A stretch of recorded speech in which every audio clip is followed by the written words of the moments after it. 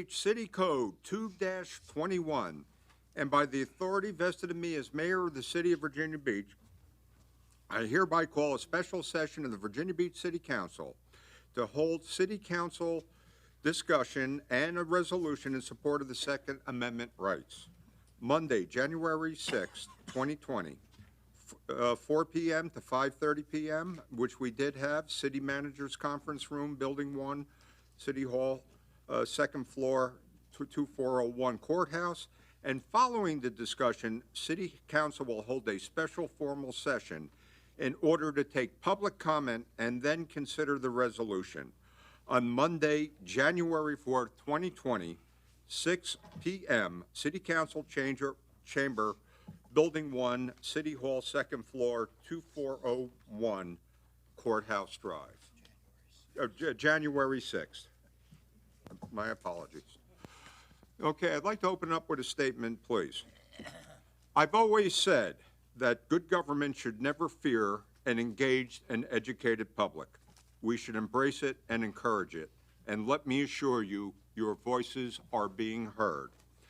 This resolution is a reaffirmation of the oath that we all take to serve on this body, that we support the Constitution of the United States and the Constitution of Virginia.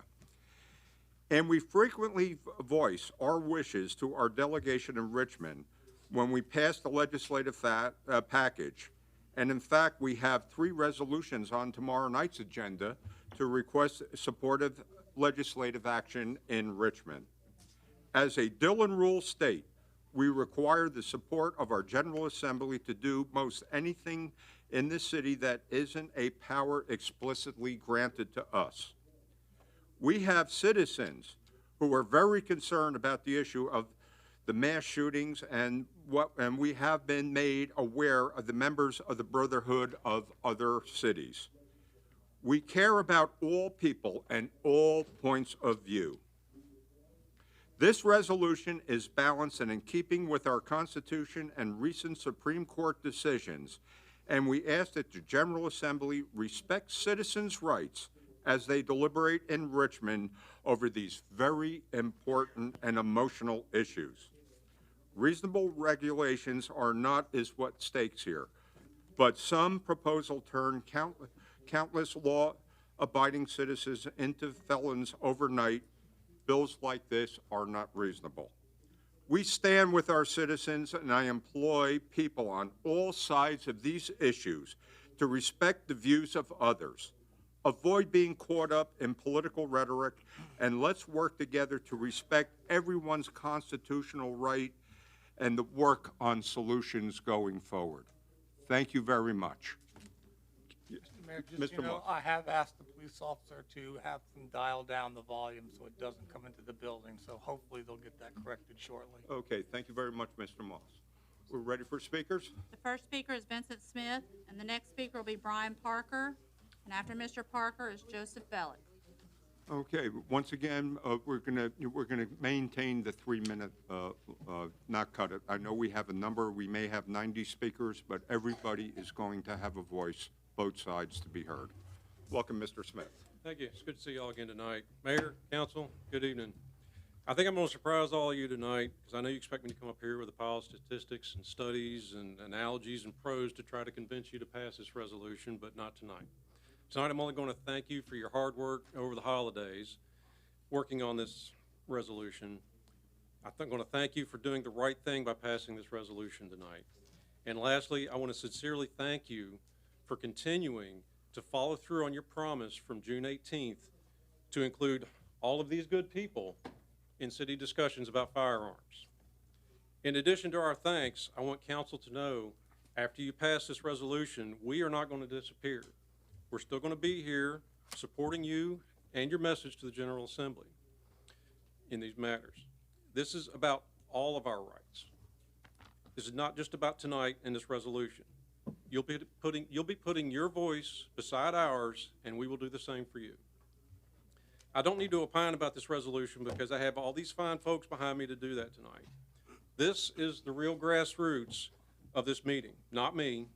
I was just the person who was unlucky enough to be in the wrong place at the wrong time to have a voice.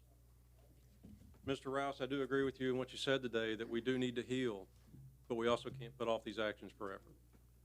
So we can find common ground in there. But instead, I'm going to spend the rest of my time tonight to ask all those in the room to only applaud twice tonight.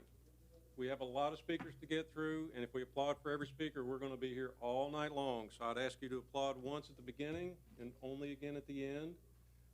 What worked well in Chesapeake was when you support something somebody says, wave your hands. If you really support them, stand up and wave your hands. Council will be able to see your actions, and they will know that you support what's being said, and that will tremendously save time for everybody tonight. We can get home and get some dinner before 2 in the morning. So I appreciate y'all helping me out with this. I've lost my place here. Yep. So also, they're being very generous, allowing us 3 minutes. If you only need 30 seconds, only need 30 seconds. Say your piece, sit down, and let the next person get up and speak. And I'm just going to close up by saying how thankful I am that we all live in the greatest country in the world, where we're free to have this discussion openly. And I'll ask everyone to remember that we only enjoy these First Amendment freedoms because we have the Second Amendment to make sure that we keep them all. Thank you very much. Thank you. Brian Parker. And then the next speaker is Joseph Bellick, and after Mr. Bellick is Philip Van Cleve. Welcome, sir. Thank you, Mayor, Council. Fortunately, apparently, Mr. Tower wasn't able to show up. But, ladies and gentlemen, welcome to the grassroots movement. I don't know who Philip Van Cleve is. I never heard of him before a month and a half ago. I was part of the NRA, and because they decided that they don't want to have anything to do with things that I'm concerned about, I dropped my membership. I am a citizen. I heard about this. I'm not part of any group. I heard about this and came here a month ago. And now I'm here again tonight. I'm concerned about our rights. I'm not a felon. Never did anything wrong. But at this point, I'm mad. I'm over people treating me like I'm their child. I've already got 2 parents. I don't need more up in Richmond. In Virginia Beach, we have the largest population in the city, or in the state, in a city. We have the largest voting base. We have the largest amount of money going to the state. Now the state wants to spend my money and your money, more than $7 million, to hire 28 people to create a secret police that belongs to the governor himself as part of state police. Saw that happen a few times in the past. Went to war over it several times. The British tried to do it to us. We kicked them out. The Germans did it. They decided to create a Holocaust. Russians did it, conscripted millions, killed hundreds of millions. Who says we're not headed that way by people that aren't interested in following the Constitution? Our Constitution is the most important thing in this country. We are a country of laws, but if it goes against the Constitution, the law is repugnant and not a law at all. So, in closing, everybody,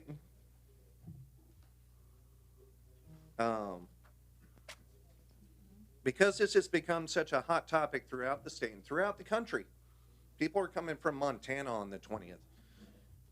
People are going to be paying attention to their elected leaders. And those that go the wrong way, or, I'm sorry, not the wrong way, those that don't vote the way that the majority wants are going to be gone. And that's going from... Thank you very much. Thank you very much. Joseph Bellick, Philip Van Cleve, and after Mr. Van Cleve is Brendan Mooney. Welcome, sir. Well, Thank you very much. I'll start my own timer, trying not to go over, be a good citizen here.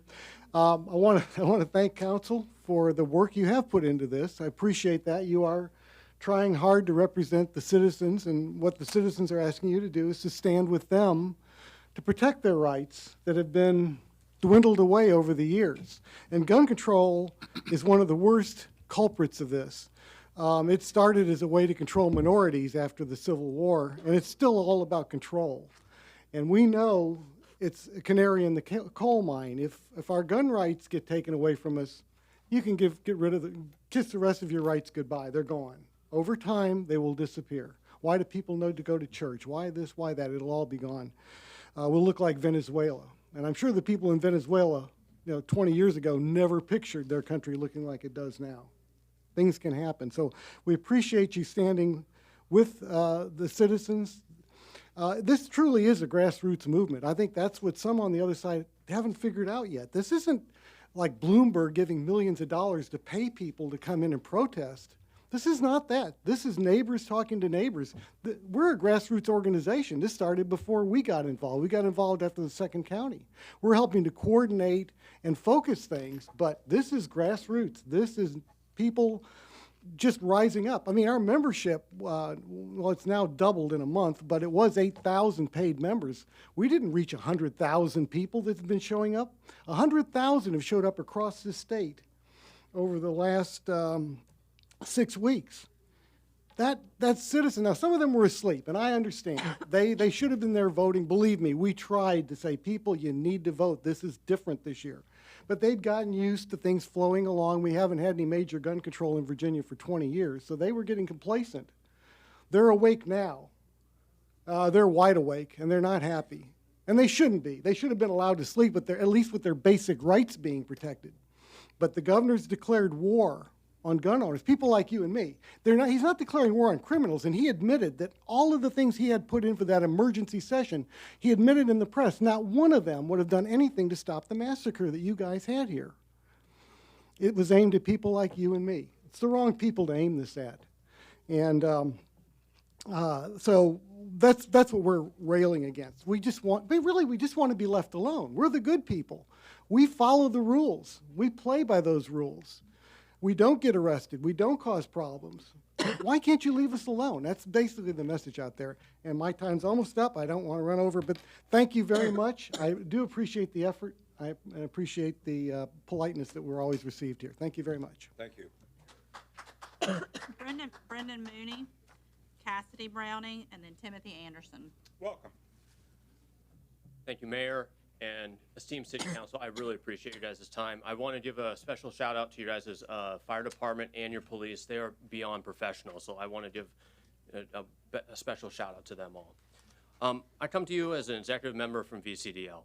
Like Phil kind of echoed, I'm not going to echo a lot of those points, but just I'm a Virginia Beach citizen. I moved here back in 2009 when the Navy dropped me off here as a simple enlisted guy. Since then, I've started a family. My wife and I, we live over Lansdowne, and I'm proud to be part of Virginia Beach. This is the best city in the state. I'm sorry, Chesapeake, if you're listening. I'm really sorry. I own a business here. I own a small little IT company. I don't want to make my contractors or any of my business partner a felon because he simply wants to carry something to protect himself. My business lawyer, he's Jewish, and he is facing anti-Semitism daily. Some of his friends up in New York are actually being attacked, as we very well see, and the way they're defending themselves is with America's most popular rifle. I have friends in the LGBTQ community, and I will say that they're in fear. They use some of these weapons to defend themselves that would be very well felonies with SB 16. So I implore you, Mayor and esteemed council, please send a message to Richmond saying that, hey, I want to stand up and help protect these minorities that might be persecuted if gun control goes through. I'm going to keep it short, and I really appreciate you guys' time. God bless all of y'all. Thank you. Cassidy Browning, Timothy Anderson, and Joshua Kellogg.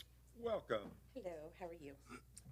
Okay, a lot has been said about the people, from the people since the election and subsequent sanctuary movement. Honestly, I don't know how much more I can be adding to this, but for what it's worth, here are my 2 cents. Today, I'm not only representing as a wife and a mother of 7, but as the state leader of the Three Percenters Original Virginia chapter. We are a part of a national organization made up of patriotic citizens who love their country, their freedoms, and their liberty. Contrary to the rumors, we are not anti-government extremists. We're actually pro-government, just so long as that government abides by the Constitution and remains for the people and by the people. There is so much overreaching in these proposed bills that I'm unable to choose one specific topic to argue against. I'm against it all. Our organization is against it all, and as a matter of fact, the infringements that are on the books now are more than any reasonable patriot can be expected to accept. There's a very good reason why our founder fathers wrote the Second Amendment the way they did. Shall not be infringed. No exceptions, no subtext, clear and concise. They just lived through that reason. We, the people, have allowed our government to get too big, give themselves too much power. The government we have today is in direct opposition to what was envisioned back in the days of the Revolution and the hope that followed after it all but gone. We really have only ourselves to blame. We get it. We were busy fighting the wars, working the farms, raising families, and being outrageously taxed for all of it. We accept where we have gone wrong, and we, the 3%, are awake now. And we want our rights back. We want our freedoms in our country. We are not seeking to overthrow the government, no. We just want to live our lives. We don't want to create violence or incite a rebellion. Only a fool or a madman would be interested in that. We have, though, an oath that most of us have taken, and we fully recognize that we, among other patriotic organizations, will be the defenders of the people and their Constitution from corruption, injustice, and tyranny, and we will do whatever it takes. We are not, it has been said by our governor that if these laws were to be placed, that confiscation would be an option. Now, we are not a first force organization, violence being the last resort and only in defense. We take our principles very seriously. That being said, using arms to violate the rights of the people, forcibly removing constitutionally protected property, can very well be seen as a use of force.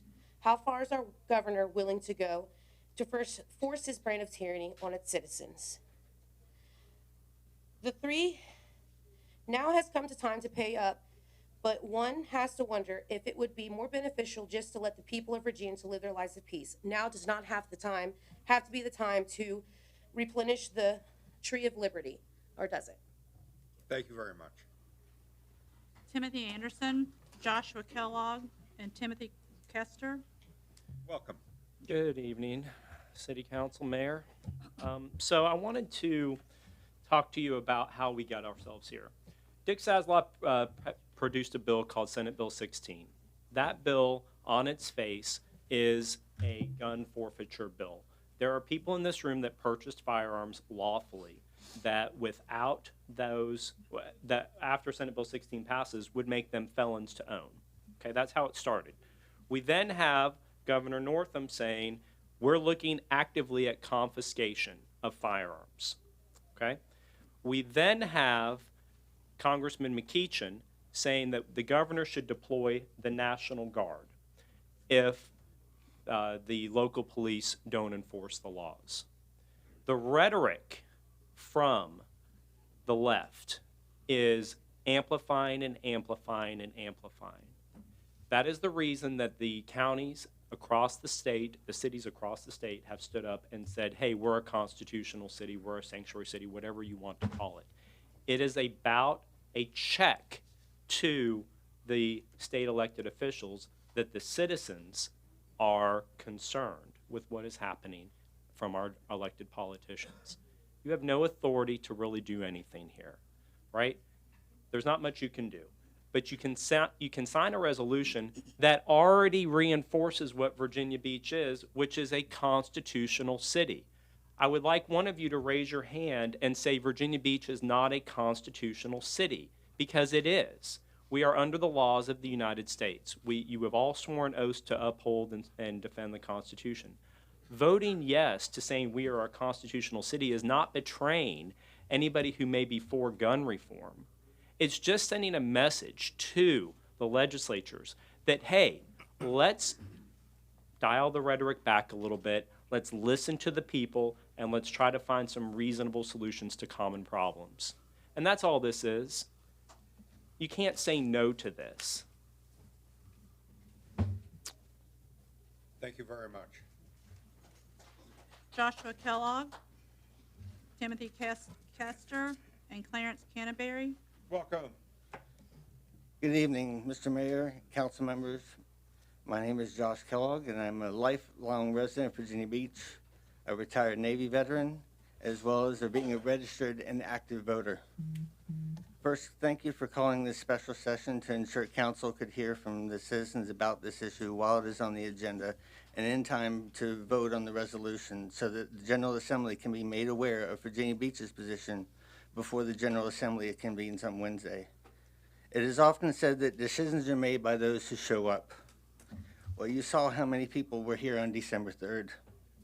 As some way pointed out, not even the issue of a light rail brought so many citizens to your door, or had such vast difference between support and opposition. And while I personally would have preferred that the resolution before you tonight contained a statement denying the use of city resources to support unconstitutional laws, and as well as establishing Virginia Beach as a Second Amendment sanctuary city, it does not. However, I am here to urge you to vote in favor of this resolution, a resolution that expresses continued support for all provisions of the United States and Virginia constitutions, expresses support for the rights of law-abiding citizens to keep and bear arms, and urges the General Assembly and Governor not to violate either the U.S. or Virginia Bill of Rights, declares the city a Second Amendment constitutional city, supports the actions of other localities who are making their positions known, and directs the city manager to forward this to the governor. That's it. That's all it does. Virginia Beach isn't saying we're going to ignore laws, create militias, deputize every law-abiding citizen. This resolution only says we're going to support our state and federal constitutions. So I personally believe that due to the language in this resolution, any and all nay votes would be seen as a violation of that respective council member's oath of office. Thank you. Thank you. Appreciate it. Timothy Kester, Clarence Canterbury, and Conrad Schisventer. Welcome. Thank you, Mayor. Council members, councilmen, councilwomen, thank you for being here tonight. I'm fortunate to be early, and all of you have to sit through all of us talking to you. So thank you for being here tonight. This morning, Councilman Tower posted a message regarding his opposition to the proposal and expressed his regret he couldn't be here tonight. His apology accepted, Councilman. I'm sorry I can't deliver my response to you in person as well. His concerns can be summarized with the following points. He raised the issue, are we supposed to read through thousands of bills? Fortunately, no, you don't. I'm sure all of you are well familiar with the people behind you and how much they support this. Don't worry, we'll we'll ring the phones off your hooks. You don't have to read a single bill. We'll got you covered on that. His next concern was that this fails to strike a balance for gun safety and promotes contempt for the rule of law. He's right here. This is not about balance for gun safety. The phrase shall not be infringed is not about balance. It's about the rights of the people. This one actually made me pretty upset. And when he said this, it was like, I'm going to have to try and not be Greta Thunberg up here. How dare you? How dare you? He raised a concern about our prime financial base. When you talk about it like that, it makes it sound like it's a cut of meat. And it's like your mouth's watering. And it's like, oh, but all the money. That's not the time to be talking about money. He wanted to lecture us about the insensitivity of this bill, or this proposal we're discussing here. I think what's insensitive is talking about money as if it's a gigantic concern with this legislation. There's going to be a bunch of other cities around Virginia that are passing this. I don't think you have anything to fear about people not coming here because of what we passed tonight. Finally, he talked about a duty to provide the safety for the citizens of Virginia Beach, and that this resolution won't protect them, won't protect us or the visitors that come here. He's also right about that, but he's wrong to say that his duty is to provide for our safety. That's not something that the government can provide for us. My time's nearly up here.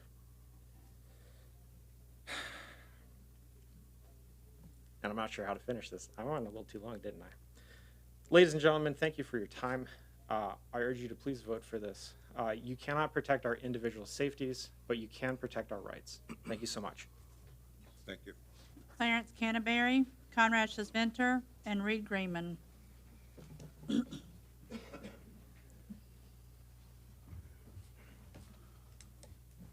Welcome. Mr. Mayor, City Council, thank you for having us tonight. Thank you for calling this special session to address our concerns. It's greatly appreciated. I know there's a slew of other places everyone would like to be tonight. Personally, myself, I'd like to be home with my wife and 2 children. Unfortunately, we're called to do something greater tonight. As the previous speaker said, you are our local government. However, you do not have a duty to protect us. The Supreme Court has ruled numerous times that that is not the case. Not only do you not have a duty, you can't. It's impossible. No matter how many police officers we can fit on the budget, they cannot be everywhere. Just recently, December 11th, there was a home invasion here in Virginia Beach. 3 men kicked in the back door and the front door at the same time of a citizen's residence and shot him and were demanding drugs. As of tonight, those 3 individuals are still unaccounted for. All right? The police are not there when you need them. They're there after you need them. All we're asking for are the choices to defend ourselves the way we need to. Okay? Anyone who's ever handled a firearm will be able to tell you that no one-size firearm fits everyone. I'm a small-statured person. One of the rifles that they want to ban, the AR-15, is typically suited for me for that very reason, because it is adjustable. Right? It can be made to suit my stature.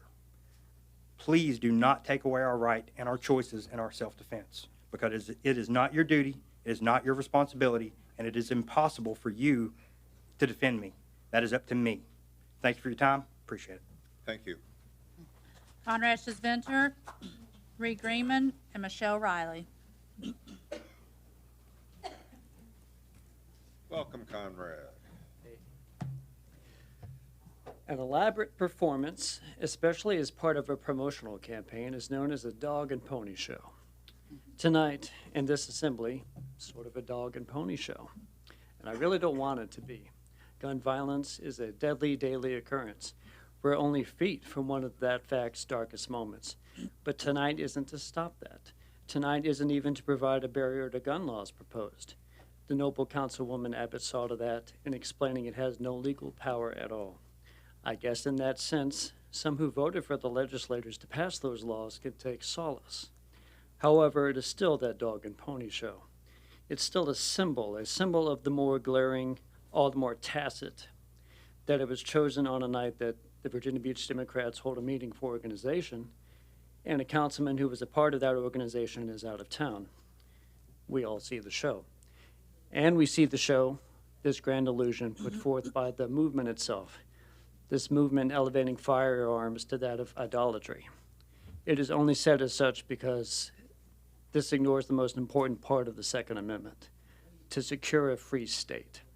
And the charlatans want no free state, because I watch as they wish to form a militia to guard against gun grabs, but not against drug laws, against gay marriage laws, against locking immigrant kids in cages, against police brutality for minorities, against corruption of government.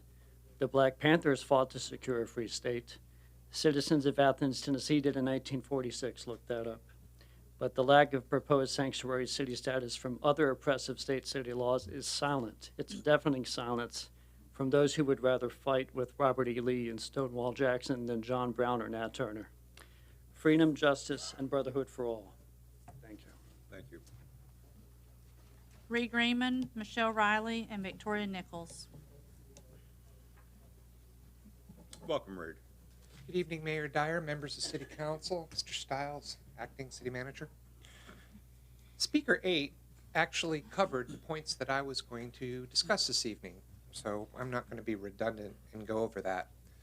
I was fortunate enough on my drive here to watch your working session, and Barbara, maybe you and I need to get together. While you may have read the Constitution, I think you didn't actually understand the Constitution. And I don't mean that to be mean, but we should talk.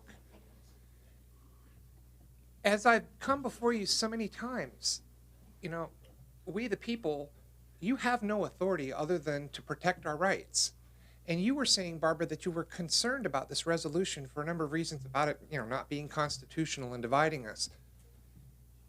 It is the function of you as an elected representative to serve we the people, just as it is in Richmond and at the national level. You don't have a constitutional issue other than to support the Constitution, as others have said. Sabrina, I understand, part of what your concerns are. And I think all of you guys are just misunderstanding the role of government. It really is. I understand what you're trying to accomplish. I understand the need to deal with the problem of people shooting people. But first and foremost, as a country, everybody in government has to stand up for our constitutional rights. Or we don't have rights and liberty, as others have told you. We've covered this ground before, and I'm just not going to be redundant. I appreciate that you are going to pass this resolution, and I thank you for that. Michelle and I went to several cities, and it was interesting speaking to different city councils and all the things and how they handle things. And I've got some tips for you on how we could do better here in Virginia Beach based on other cities that we traveled. They have some good ideas on how we interact. But lastly, something to consider for all of you. The problem you're facing is a systemic problem with the General Assembly. They should not be passing and signing into law unconstitutional law. And the problem we have at the General Assembly is there's no review of the constitutionality of these laws. They get enacted and signed into law on, July 1st by the governor, and then we have to take them to court and sue. But in the meantime, everybody's a felon and you confiscate our rights and trample upon it's tyranny. So the real problem is we should not be passing unconstitutional laws. And these laws that have been pre-filed are flagrantly a violation of our constitutional rights. It's not a question of opinion, Barbara. It's a fact. So we need to do a better job in the General Assembly making sure that laws that touch on our constitutional rights are adjudicated and deemed to be constitutional beforehand. And I am out of time. So I'm going to get together with you and encourage you to put something in your legislative package to fix that problem. Reed. Thank you. Appreciate it. Michelle Riley, Victoria Nichols, and Leonard Johnson. Welcome. Thank you. Good evening, Mayor Dyer, Vice Mayor Wood. Thank you, council members Moss, Abbott, and Wilson for sponsoring this resolution. I am not eloquent, but our forefathers were, and just wanted to give you guys a couple of quotes that to think about. Thomas Jefferson said, "All tyranny needs to gain a foothold is for people of good conscience to remain silent." So I think that says a lot, considering that these laws that we're possibly going to get are about as tyrannical as they come. Thomas Paine said, "It is the duty of the patriot to protect its country from its government." That's another one that kind of speaks volumes to me because... Folks, please. I'm sorry. Samuel Adams said, "It does not require a majority to prevail, but rather an irate, tireless minority, keen to set brush fires in people's minds." This is a tireless minority. We're not going to stop talking about this. This matters more than a peer. It matters more than how y'all spend our money. This is so basic. We shouldn't even be having this discussion. But we all know that elections have consequences, and so here we are. I'm thankful that you guys at least are having this conversation. I know that this is a super touchy subject, especially after what happened here in May, that hurt everybody in this city, everybody. But nothing about any of these rules protects any of us from that. I am a single mother. I have 3 young daughters. People are being human trafficked, whether you want to hear that or not. It's not tinfoil, it's real. I would like to know that at least I have a chance to protect myself and protect my kids. So anyway, thank you all. Victoria Nichols, Leonard Johnson, and Peter Smith. Welcome.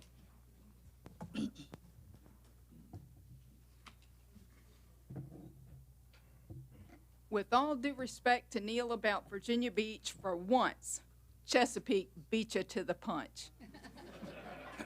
Follow our lead. I want to thank police, security, and anyone open or concealed carrying for protecting our freedom to assert our First Amendment rights.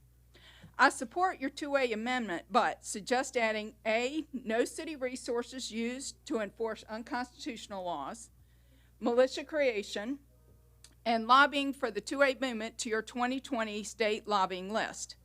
The Mulford Act has demonstrated the government will deliberately strip citizens, and especially minorities, of their guns to stop them from asserting their civil rights.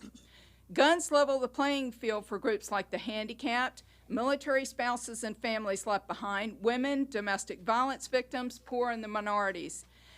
The state says we deserve rights to the ERA, voting, own homes, cars, create businesses. Women can have abortions. They want us to pay $50 for weed possessions, but they can't trust us with guns. The San Bernardino attack on the handicapped, it was a mass shooting, killed or wounded more than Sandy Hook and Stoneman Douglas High, with fewer and fewer police translating to longer response times. Law-abiding citizens, taxpayers, and voters demand the right to defend ourselves from criminals. Without that protection, the underlying message is we deserve to die rather than defend ourselves. Where's the equality for us? I work full-time, I have college degrees in computers, I'm not ignorant. A mortgage, cars, participate in local city affairs, and I pay full taxes like everyone else. The handicapped can shoot, it just might not be where you want us to shoot. You see, disability does not equal inability. We deserve that. Last thing is I want you to go to the state with my motto in mind, because my ammo is going to hit you where the good Lord split you. Get 'em. Thank you. Leonard Johnson, Peter Smith, and then Diana Howard.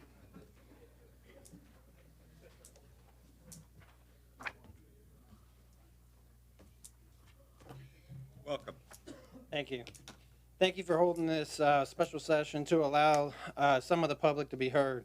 The resolution that City Council is proposing is a good start, but fails to achieve the protection of the rights of the citizens of Virginia Beach. The resolution does acknowledge that City Council supports the citizens and is committed to continued support of all provisions of the Constitution of the United States and the Constitution of the Commonwealth of Virginia, including the right of the people to keep and bear arms. I propose the City Council make the following modifications to the resolution.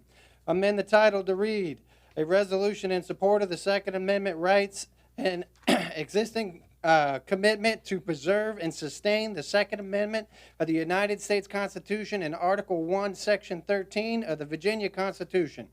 Amend the now therefore be it resolved by the City Council of Virginia Beach, Virginia, section by adding the following two items. That the City Council hereby express its intent to sustain the Second Amendment rights of the citizens of Virginia Beach, and its intent that public funds not be used unlawfully to restrict Second Amendment rights or to aid the unnecessary and unconstitutional restriction of the rights underneath the Second Amendment of the United States Constitution and Article 1, Section 13 of the Virginia Beach, the State of Virginia Constitution of the citizens of Virginia Beach to keep and bear arms. And number two, that the City Council hereby declare its intent to oppose unconstitutional restrictions on the right to keep and bear arms through such reasonable means as may be approved by the board thereafter. We are at a time in our lives that most people thought that would never happen. We are on the verge of losing the most important freedom that an American citizen has. Without the right to keep and bear arms, the rest of the Constitution of the United States and the Constitution of the Commonwealth of Virginia will be taken from us. The governor of Virginia and his followers have drawn a line in the sand, and it's time for us to pick sides and divide.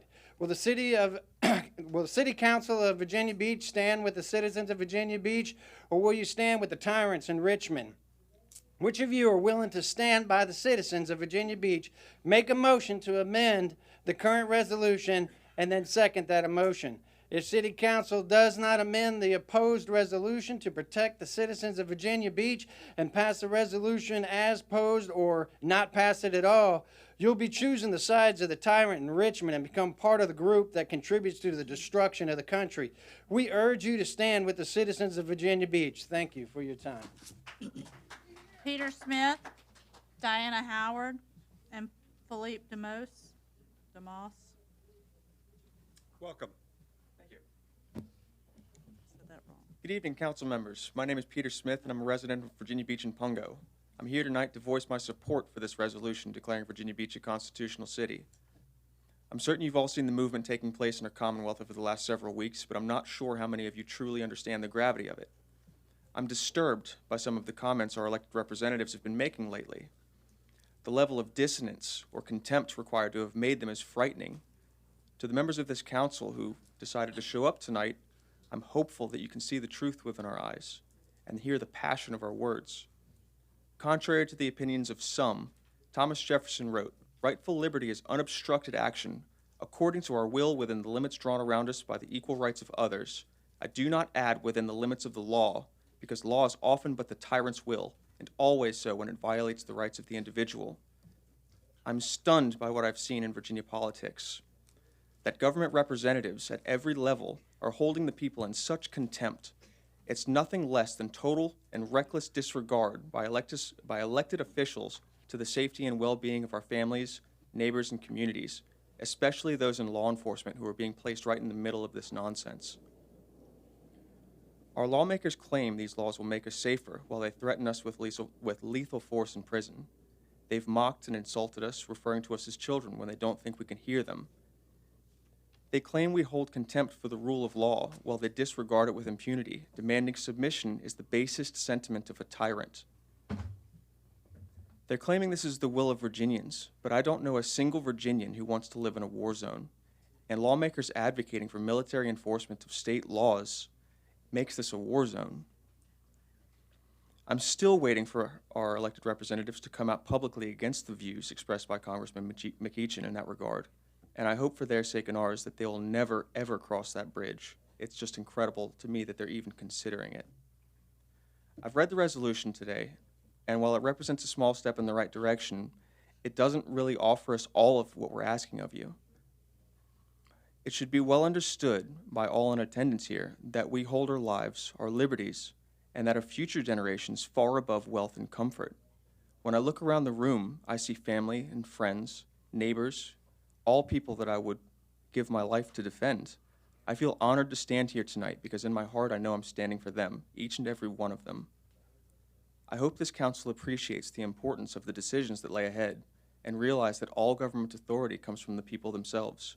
We will not submit to be ruled as lesser subjects, and we will never back down in the face of any threat. The rights we enjoy today were secured by the blood and toil of Virginians living before us, and the Virginians that I know live around us today are no less willing and are arguably more capable than ever of defending those rights. Thank you. Diana Howard, Philippe Demos, and Jerome Bell. Welcome, Dee. Thank you very much. Happy New Year, you all. Thank you so much for bringing this resolution to the vote today. Can't appreciate it more. I didn't write a speech, but I did want to point out a few things.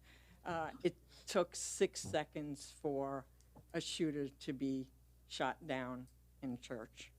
6 seconds. How long would it have taken if they had to wait for a police officer to come and save them?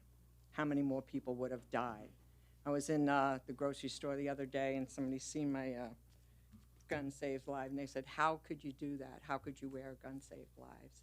Don't you know that guns kill? And I looked at him, I'm like, you're like 6'2". I'm like 5'2". He said, if you wanted to hurt me, where's the equalizer there? I said, I can't carry a cot with me, but I can carry a gun. And then he understood. So Virginia is ground zero now, just like in the beginning, the founding of our country. Jefferson and Madison and Washington and James Mason, where they wrote the Constitution and the Declaration of Independence and the Bill of Rights to secure our liberties. We are ground zero. The world is watching us. I'm glad you're standing with us. Thank you so much. Philippe DeMoss, Jerome Bell, and Susan Miller. Welcome.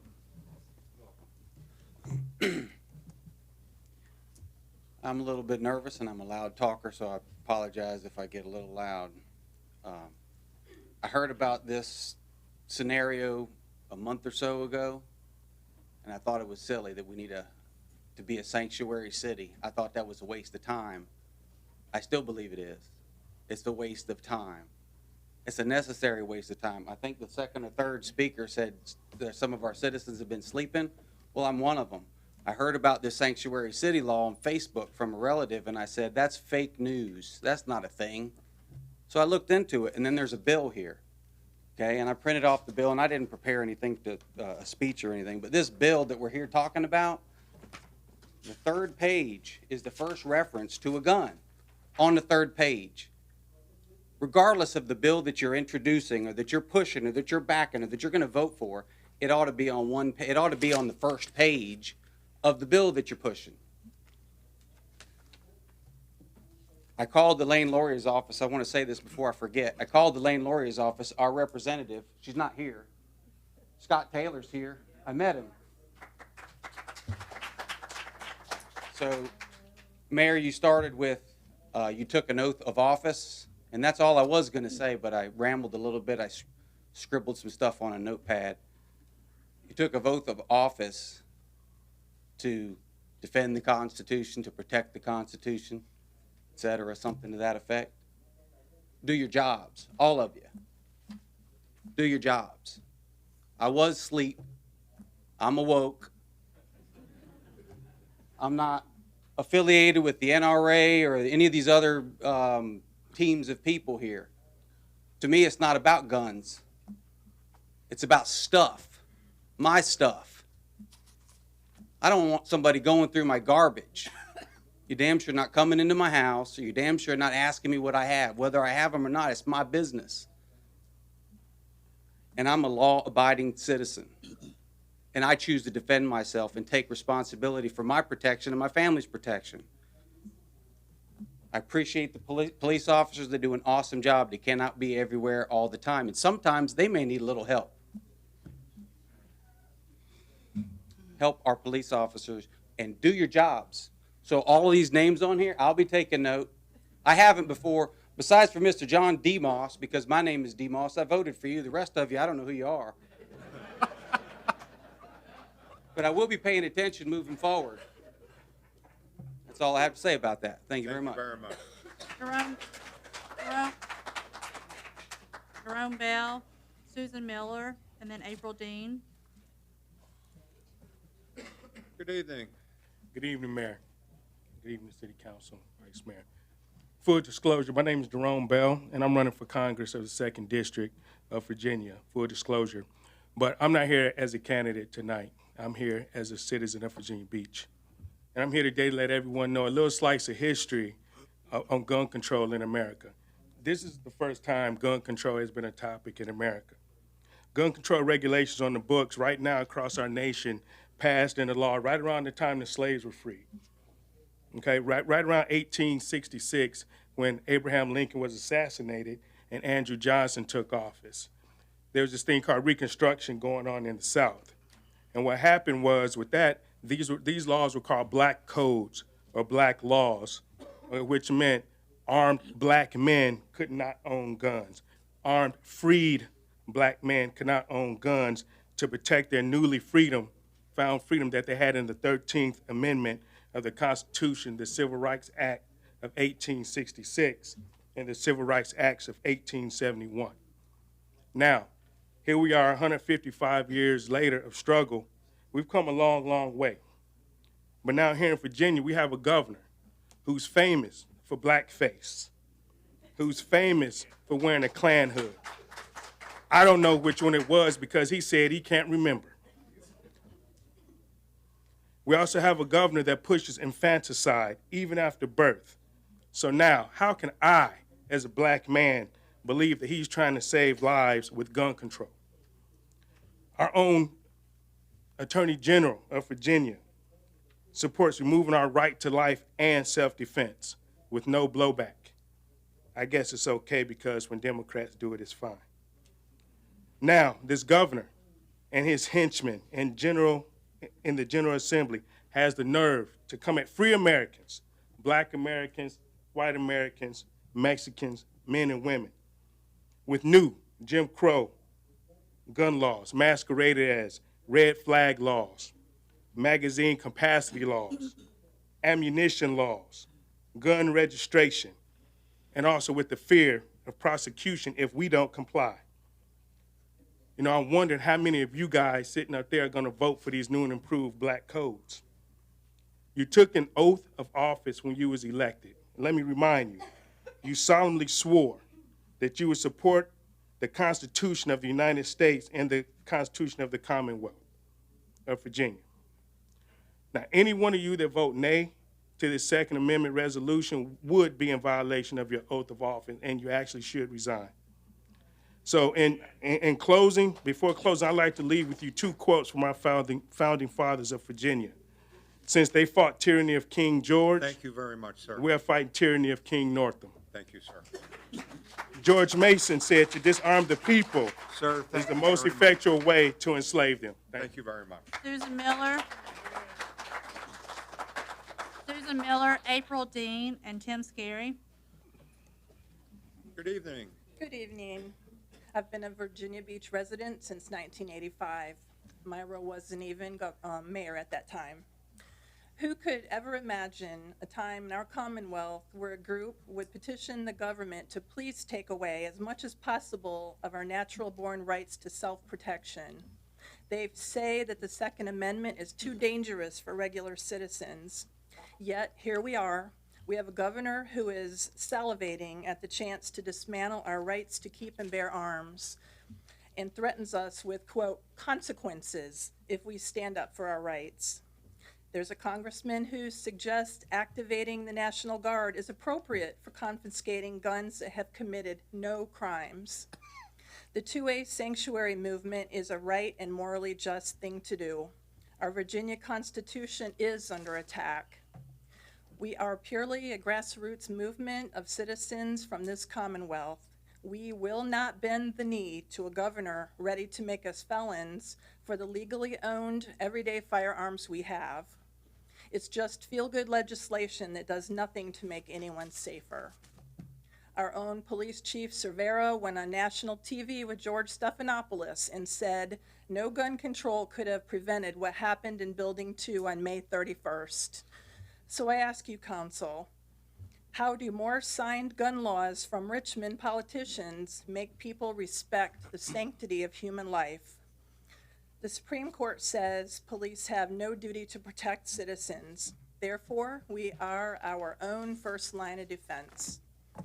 I personally made the decision to learn to shoot and protect myself when I became a grandmother. Since that time, this grandma went on to become an NRA pistol instructor, range safety officer, distinguished expert in pistol marksmanship. After the events of May 31st, I became a co-leader of the Norfolk chapter of the National Gun Group, the Well-Armed Woman. We meet on the range monthly and are focused on equipping and empowering local women to become self-protectors. Gun rights are women's rights. We refuse to be a victim. You need look no further than Texas church shooting last week to see the Second Amendment at work. 7 members of the congregation rose and drew their pistols upon the evil that came to do them harm. Of those 7, 1 was an elderly woman prepared to do what she needed to do when seconds mattered. I'd like to think she had grandkids too. Please vote yes to protecting our 2A rights in Virginia Beach. Thank you. April Dean, Tim Scarry, and then Travis Fox. Welcome. Thank you. Good evening. Thank you all for being here tonight. I wanted to speak a little bit to represent military spouses tonight and minorities. And the reason that I want to do that is because being a military spouse is sometimes very scary. You move to a new city, you don't have any relatives with you, you don't know your neighbors, and it takes time to get to know your neighbors. While I was a military spouse in the early 1990s, a person who I had a complete stranger broke into my house.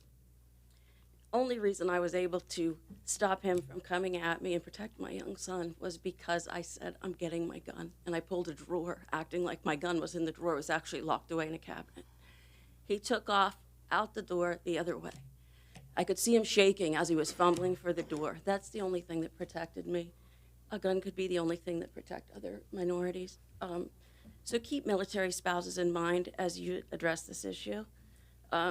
Another sad thing that happened was while my husband was deployed with Andy Telfesky, he got the news that his wife, Catherine Telfesky, and their young daughter, Ashley, was murdered in their own home. They lived in the Lake Placid section of Virginia Beach, Virginia. That's supposed to be a safe area. We'll never get them back. We won't get Catherine and Ashley back. But what we can do is make sure that we allow for other military spouses to protect their children and minorities to protect themselves. So please keep all that in your mind as you proceed. Thank you. Thank you very much.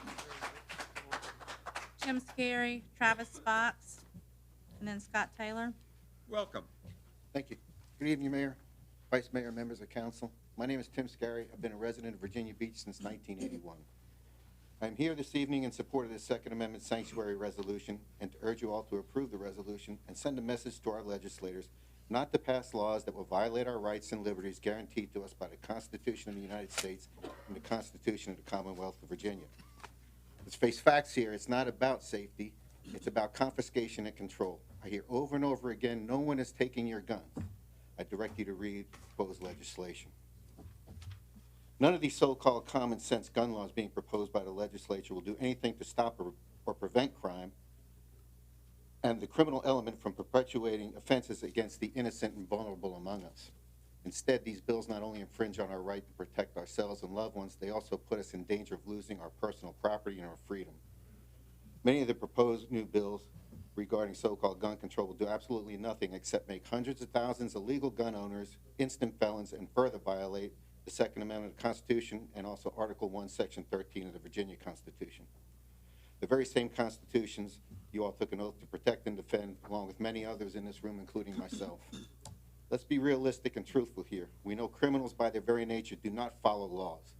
Only reason government would have in taking away and controlling and limiting firearms from the law-abiding citizen is to exercise total control over every aspect of our lives. We've seen time and time again over the last century that the first step to controlling the citizenry is to first disarm them. We cannot and must not allow this to happen. If only the government and criminals have guns, how do we protect ourselves when seconds count? And God bless them, the police are minutes away, and we have one of the finest police forces in the state. I believe in the right and obligation of law-abiding citizens to protect themselves, their families, and loved ones, including those who cannot, for whatever reason, defend themselves. If you don't want a gun, don't have one. But don't tell me I cannot.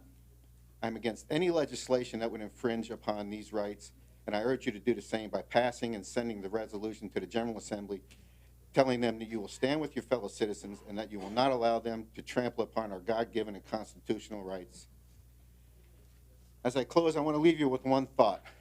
1, 2, 3, 4, 5, 6.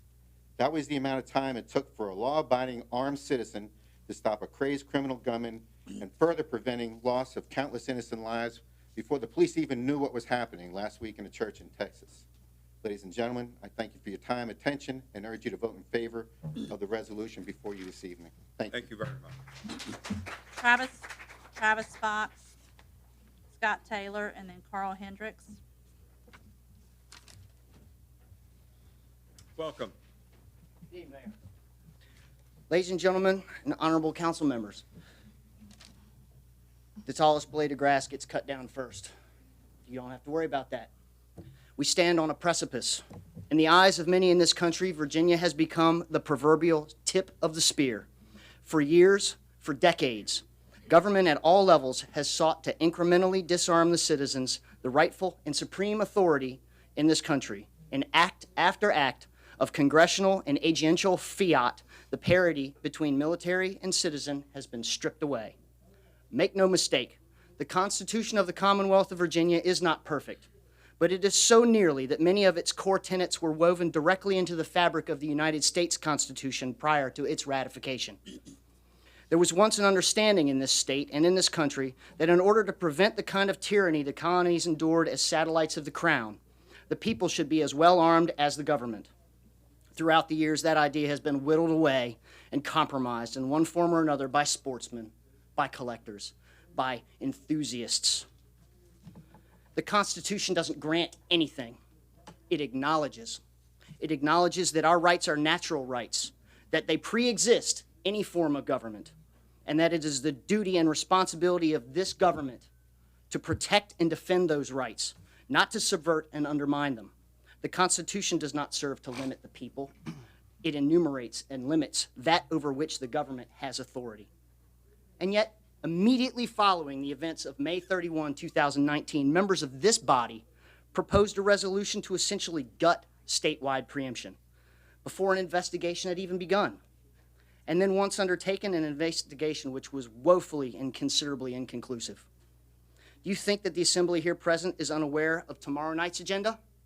Do you think we won't pack this building again and again and again and again?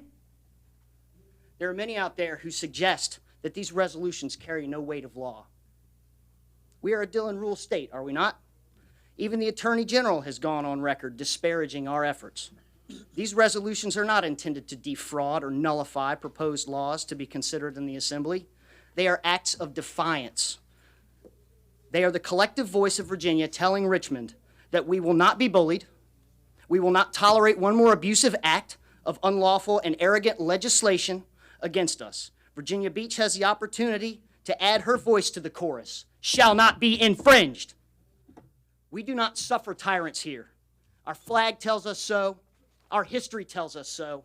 My heart tells me so. God save the Commonwealth. Scott Taylor, Carl Hendricks, and then Kristen Randolph.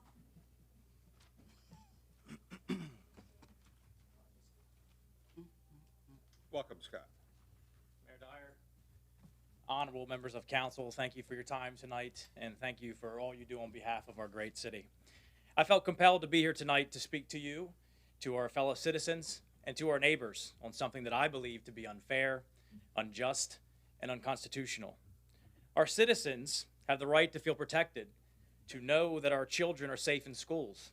They understandably want politicians working on solutions to reduce gun violence by criminals, ones who shouldn't have access to guns, those with mental health issues, interpersonal violence, illegal black market firearm transfers, gang or drug activity. However, the bills being presented in Richmond are a very far cry from the poll-tested slogan of common sense gun laws that many voters thought they were getting, and that they are not narrowly focused on actually solving a problem.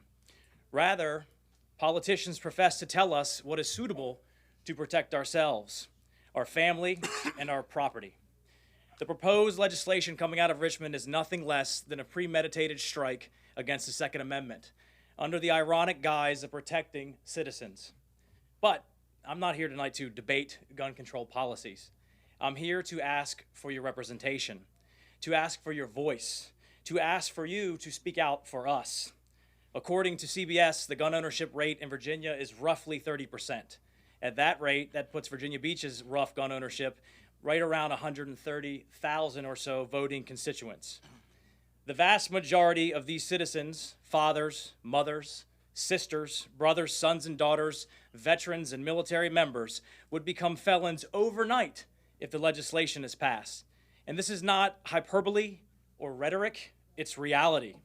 It's not fear-mongering, it's what's in the bill. I read the bill, and I've written and passed laws in Virginia and across this country. And now our state, home to the likes of Washington and Jefferson and Monroe and Madison, we now find ourselves once again as a microcosm of the nation. Eyes from across the country are upon us tonight as we lead the struggle of our people fighting for our rights against our own government. I'm not here asking what your gun control position is or isn't.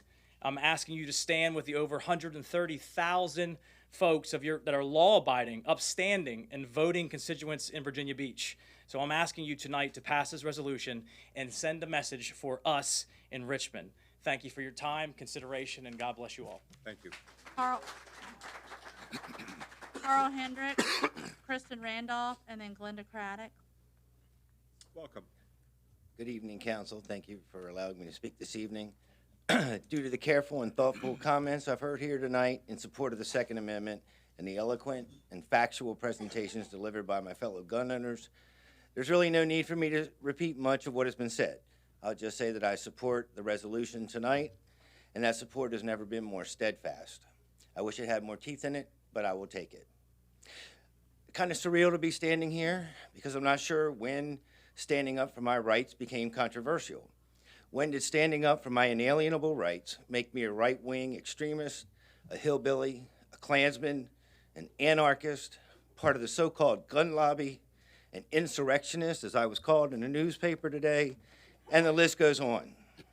Yet simply fighting against the laws that violate the Constitution, we hear these lies, an ever-increasingly combative and escalating rhetoric being spread from the media and our elected officials in Richmond about us.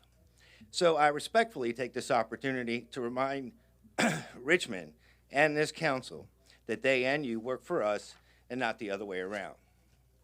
Like others have said, I have never attended a city council meeting until December 3rd of last year. I never heard of VCDL and all the other names mentioned this evening. When I learned of these pre-filed bills and their impacts, I was stunned. I learned of their confiscatory nature and the scope, and I started to read and educate myself on them. I was stunned to learn that my constitutional right that specifically says shall not be infringed was in fact about to be infringed. I also knew our Constitution said I was not powerless to not stand up to it. This fight, and make no mistake, it is a fight, is not a race issue, a class issue, a gender issue, an education issue, or a party issue. I am an American citizen. This is an American citizen issue. As an American, a born and raised native Virginian, a 55-year-old father of 3, soon-to-be husband again, and a businessman, I come before you tonight to make my first stand in protecting my right to keep and bear arms. It won't be my last. I will not comply with any unconstitutional laws being passed in Richmond. So I want you to see my face. I want you to hear my voice tonight. As like other people here, I am resolute in this fact. And yet, instead of calming leadership from Richmond, our blackface-wearing governor and those in power continue to pour gasoline on a fire that they themselves started. The consequences of his irresponsible taunting and escalating rhetoric cannot be more dire. When the governor sounds like the leader of China, there's a problem. I'm prepared to do whatever it takes. I'm not alone in that, and I do mean whatever it takes, as I think we all are. The city is watching, the country is watching, and the world is watching. Let this city be an example of how the framers intended the Constitution to work when by design they made the first 3 words, we the people. Appreciate it. Kristen Randolph, Linda Craddock, and Marcus Goring. Welcome. Thank you. 10 minutes, 16 minutes, or 6 seconds? Which would you choose if you were surrounded by gunfire and needed help? 10 minutes is the average time it takes the police to respond to a shooting. 16 minutes was the time between the first shot in the parking lot of the Virginia Beach Municipal Center and the time that the police were able to detain the suspect. 6 seconds, now we already know that that is the time it took to completely neutralize the shooter and save 240 people in Texas. This is the difference between gun-free zones that where law-abiding citizens are forced into unarmed helplessness, and zones that allow law-abiding citizens to carry guns. The issue is really that gun violence and mass shootings like Las Vegas and Virginia Beach that are splashed all over the media, they break our hearts. They leave us angry and heartbroken, but the problem is that people want to control guns because they can. And the problem is we sadly cannot control mental illness, we can't control violence, and we can't control murder. No matter how many guns you take away from law-abiding citizens, this is not going to fix the problem. The good that comes from gun ownership far outweighs the risk. Don't I have the right not to be raped or murdered as I'm walking down the street and I am attacked by a person, a criminal with a gun? Believe me, that criminal, he's not going to register his gun, and he's not going to turn it over when the government asks him to. The crazy need for sweeping gun control is spurred on by emotional fear and ignorance of the consequences of taking gun from citizens. The Second Amendment was established as a guarantee of our freedom and a guarantee of unrestricted gun ownership. As Thomas Jefferson stated, it is the aim that every man bear a gun. Why? Because bearing a gun allows us to protect our American dream, to keep our families safe and secure in our homes, but not only the American dream as it relates to us individually, but the American dream as it relates to us as a country, to protect all its citizens from tyranny and overreach of the government. Just look at what has recently happened in Venezuela. I am closely connected with a number of people in the opposition party of Venezuela, and it breaks my heart to tell you that if they had guns, they would fight back. They would fight back against the armed gangs that had taken over their streets, against their government that has destroyed their country and caused the starvation of their people. But they cannot because they are unarmed and helpless. Armed citizens are a deterrent to tyrannical government, and Thank you unarmed very citizens much. Appreciate it. encourage. Thank you. Linda, I would just Linda like Craddock, to ask Marcus, you to think about if you Th- would like to be the sixth. Thank you senator. very much. Appreciate it. Glenda Craddock, Marcus Goring, and Merrill Rutledge. Welcome. Thank you. Welcome to you. Good evening, Mr. Mayor, members of council. I stand before you as a citizen born to this great country, a country itself born on the promise of freedom, drawing those escaping tyrannical governments and controlling dictators. Here they formed a government of limited power guided by a constitutional preamble that begins with, "We the people of the United States." The Constitution may never have been ratified had the framers hadn't promised to add the Bill of Rights to give citizens confidence that this new government had clear limits and would not infringe on our most valued freedoms. I am here because Governor Northam and his fellow Democrats have proposed legislation in direct conflict with the Second Amendment. We all grew up knowing we could speak our mind, we could own our own property, we're safe from false prosecution, and we can defend ourselves against anyone, even our government, because we have an absolute right to bear arms. Limiting access to firearms only serves to make law-abiding citizens more vulnerable and strengthens the criminal element who simply isn't concerned with the laws we pass. You, as our elected representatives, are first in our chain of command. You represent us and only us, the citizens and voters of this city. We are here asking you to join the majority of municipalities in our state and declare Virginia Beach a Second Amendment sanctuary. We ask that you stand with us and, yes, defy our governor and the Democrat majority who wish to destroy the Bill of Rights. We hope you understand that you are not only the first in our chain of command, but you are also our last line of defense. For every movement begins and ends with the people and those who represent them. Let's not forget the words of Abraham Lincoln. America will never be destroyed from the outside. If we falter and lose our freedoms, it will be because we destroyed ourselves. Thank you. Thank you very much. Marcus Goring, Merrill Rutledge, and then Lexi Hickman.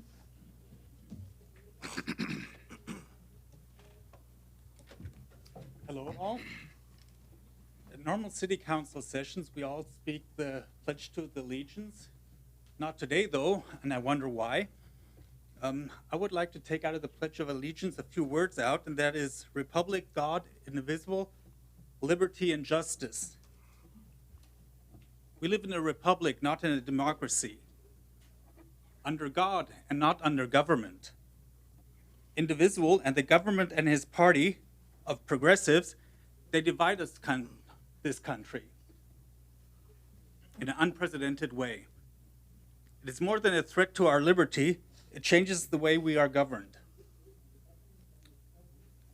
Justice, if these bills go through, will only be granted to those governing elites, not to us. Basically, what the progressive Democrats want to create is a socialist Virginia. They want to raise the gas taxes by 25%. They want to imprison law-abiding citizens. They want to murder babies. I don't want to live in a society like that. And I believe you don't want either. Thank you.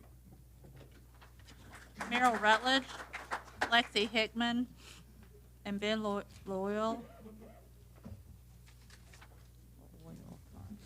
Welcome. Hey, how you doing? My name is Merle Rutledge, 5999 Riviera Arch, Virginia Beach, Virginia. This is actually my first time ever being in front of you guys. The first time I ever heard from you guys was from an email, which was trying to infringe on my free speech rights. And obviously, the city attorney obviously got my message very clear. You don't infringe on our rights. I never thought I would see the day that we give our white flag of surrender to domestic terrorists and foreign terrorists. We have a right to defend ourselves and our family. But now we are seeing a fight and war against ourselves, who we are as Virginia, who we are as a people, and everything we stand for. Today marks a real good day in Virginia Beach to change up what our perception is about the right to defend ourselves. We should be here talking about strengthening gun rights, not weakening. But today, now we are faced with that. I'm asking everybody here in the city of Virginia Beach to recognize we have a right to be Virginia citizens, we have a right to our history and our tradition, and we will protect our guns. Thank you. Thank you. Lexi Hickman, Ben Loyola, and Corey Brickner.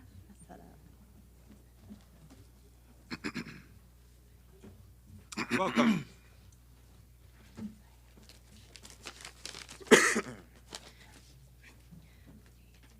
Good evening, Mayor Dyer and members of the Virginia Beach City Council. My name is Lexi Hickman, and I have called two cities home that have been affected by gun violence. My hometown of San Bernardino, California, and the place I choose to call my home, Virginia Beach. Our Second Amendment, like the rest of the Constitution, is something that I hold dearly. I support gun ownership, and I don't believe that any governing body should remove that right. However, today I am standing here as a voice for responsible gun owners, supporters, and the lives of the voices of the families of the 15,666 lives lost to gun violence in 2019. A well-regulated militia is what is protected by our Second Amendment. The law at the time even required states and colonies to swear loyalty to the emergent government, as well as keep track of privately owned weapons. And it's no surprise that this right was not extended to everyone, certainly not to women, and certainly not to other races, such as Black people or Native Americans. Beyond the love of our Constitution, this is where myself and other Second Amendment supporters diverge. Many who have voiced their support for this resolution have threatened eventual literal and perceived violence against those who oppose the resolution and any law enforcement bodies whose duty it is to enforce the laws of the court that the courts deem as constitutional.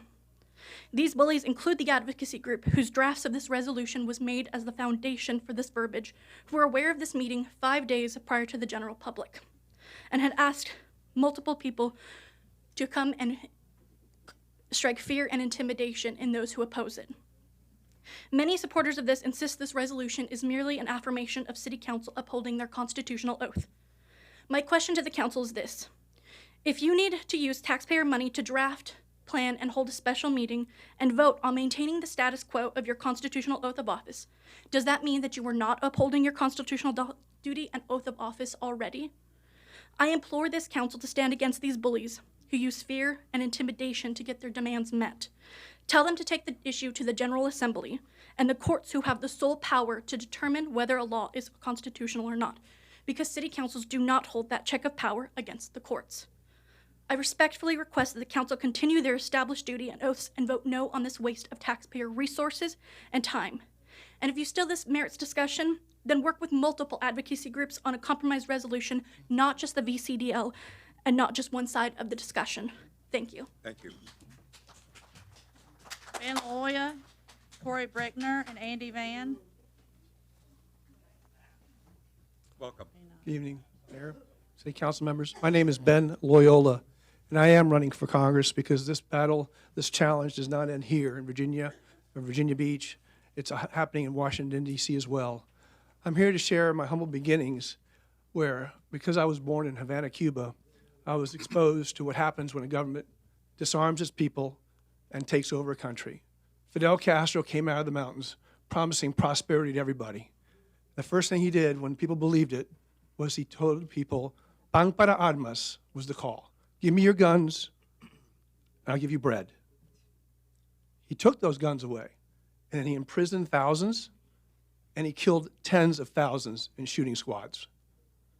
Thanks to sacrifices my parents made, we came to America.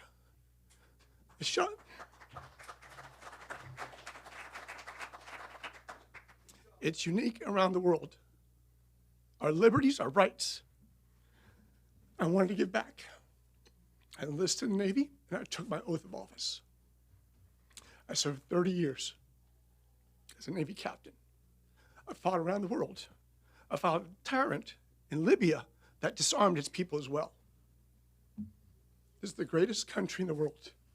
I cannot believe we are here to defend our God-given rights to self-defense, to protect against tyranny. We all took oath of office. I took it multiple times in my 30-year career. I retired as a Navy captain to support and defend the Constitution. The Virginia Constitution predates the American Constitution, but it's all the same. They acknowledge our right to self-defense, to protect against tyranny, not just an individual tyranny, against the government's tyranny. In my lifetime, I lived it. Please don't erode our natural God-given rights to protect yourself. What's happening here in Virginia is happening in Washington, D.C. Our congresswoman supports the bill to take away gun rights, and they've already sponsored money to set around for a buyback program if you want it or not. That's not America. That's not the shining city on the hill. That's not freedom. We just want to live our lives, protect our children, grow them up, run our businesses, work our lands, and live the American dream. But we must have the ability to protect ourselves against all enemies, foreign and domestic. God bless you. God bless America. God bless the Commonwealth of Virginia. Thank you.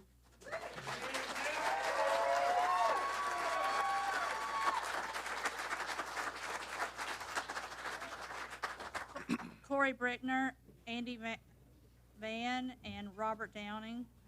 Welcome. That's a tough one to follow. Mayor, Council, according to the Virginia and the U.S. Constitutions, the General Assembly has not been delegated the authority to which it is attempting to legislate and make at least hundreds of thousands of law-abiding, tax-paying, productive gun owners in our state into felons for merely possessing semi-automatic firearms with certain arbitrary features. The city of Virginia Beach has every right to nullify this legislative overreach. And the actions against the Alien and Sedition Acts, the Virginia and Kentucky resolutions of 1798 specifically call out nullification as the rightful remedy.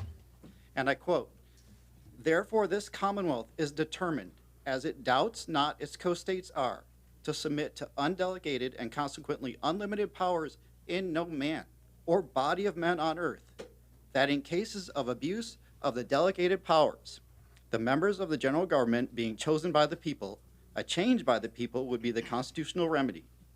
But where powers are assumed, which have not been delegated, a nullification of the act is the rightful remedy." While the Second Amendment is being specifically addressed by this council in this resolution, Article 1 of Virginia's Constitution also talks about the limits on the state of Virginia. These proposed laws are in violation of Section 9's ex post facto prohibitions, Section 11's takings prohibitions, and Section 13, which states, quote, that a well-regulated militia composed of the body of the people trained to arms is the proper, natural, and safe defense of a free state. Therefore, the right of the people shall not be infringed. To ban firearms because criminals use them is to tell the innocent and law-abiding that their rights depend not on their own conduct, but on the conduct of the guilty and the lawless. Our Commonwealth is one of the safest states in the nation. Our firearm mortality rate is below the national average.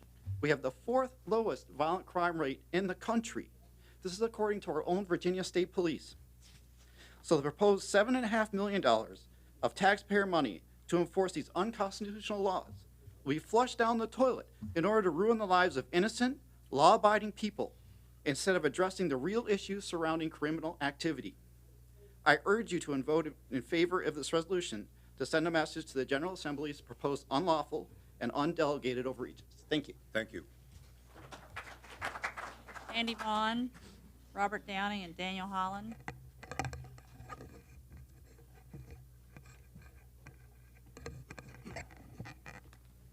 Good evening. Good evening, Mr. Mayor and members of the City Council. Thank you very much for your patience here. This is going to take a while. I don't know how you're going to do it, but thank you. And thank you for giving us all the opportunity to talk about this important issue. I think we're all of us who are running for Congress are coming up here to say hi. And there's a reason for that. It's because it's important. And so I'd like to use Councilman Towers' note that he sent to you all via Facebook just as a way of organizing. I think he pointed out in his first paragraph, the first concern that he had was following the laws. And that's exactly right. The laws should be followed. He's concerned about the laws of the General Assembly, and I'd suggest there are higher ones, and that is the U.S. Constitution, which trumps that. And that's what brings us here today, because all of us, I think, believe that what is being proposed in Richmond violates that. But then there's an even higher law than that. Our rights come from God, which then, from that, the rights in the Constitution are derived. So please consider all of those laws that supersede the laws that are coming from Richmond, and that your statement here tonight will counteract, hopefully. And the other thing that he was worried about was protecting citizens. And I'd just like to mention to you that when I was in Iraq, in a war zone was mentioned earlier, we were all required. Now remember, the Army is a cross-section of society, all of it, good, bad. And when I was in Iraq, we were required to wear our sidearms, and there was never a problem. So as an example of people being able to protect themselves, I submit to you that's an excellent example. Thank you again for your time and your attention to all of us. Thank you very much. Thank you. Robert Downing, Daniel Holland, and Terry Centuri. Do I get extra time? I apologize. That's all right. My mic went dead. Sorry about that.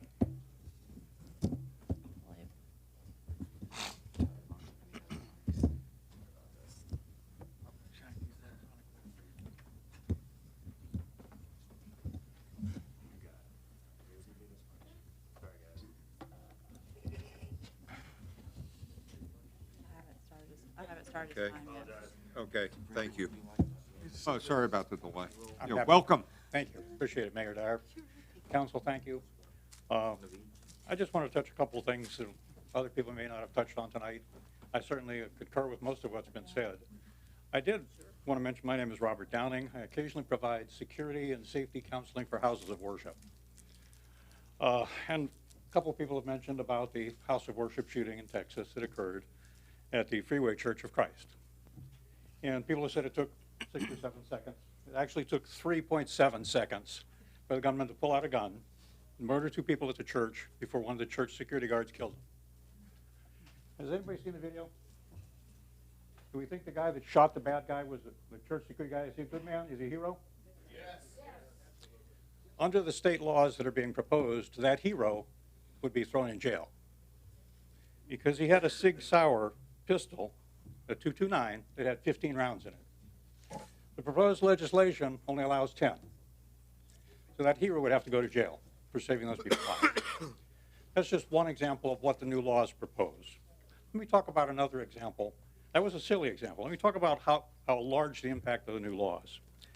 The ATF says that there are 423 million guns in the United States, which works out to be 1.2 guns for every person. In Virginia, there's 8,518,000 people, which works out to be 10,221,600 guns. Now, C.W. Rawls took a look at that and said 40% of those are likely to be made illegal. So we're now faced with 4,088,640 guns going to be illegal in Virginia. Some people have said 100,000. It's not hundreds of thousands, it's millions. So if you figure the cost of that those guns are now going to be illegal. I'll use a Glock. Say the Glock has 3 magazines, because most people have more than 1 magazine, maybe some holsters. All that's going to have to be gotten rid of. I'll use an example of, say, $520 per, which for some guns is very low. But at $520 per, the $4,088,640, that's $2,126,092,800. The state legislature is not setting aside any money to do this. This isn't a buyback. They're just going to seize or destroy property.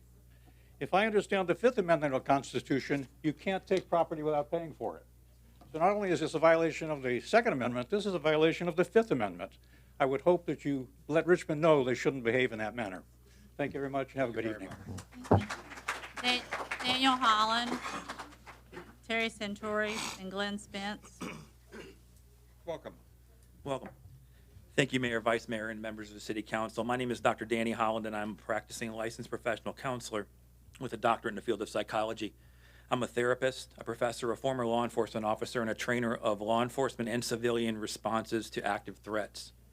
I'm a published author and a subject matter expert on protecting vulnerable populations, and have spent more than 20 years developing training protocols used in schools throughout the Commonwealth. My wife, Dr. Jamie Holland, and I have served the families of those murdered in Building 2 by participating in the death notification process for most of the 12 families who tragically lost loved ones, and are continuing to volunteer our time to provide care and support that is needed. We're not special. This gesture is just what our community is about, and is why our city is considered one of the most caring cities in America. These experiences and my professional training inform my request for this council to declare the City of Virginia Beach a Second Amendment constitutional rights city, a protector of the Second Amendment.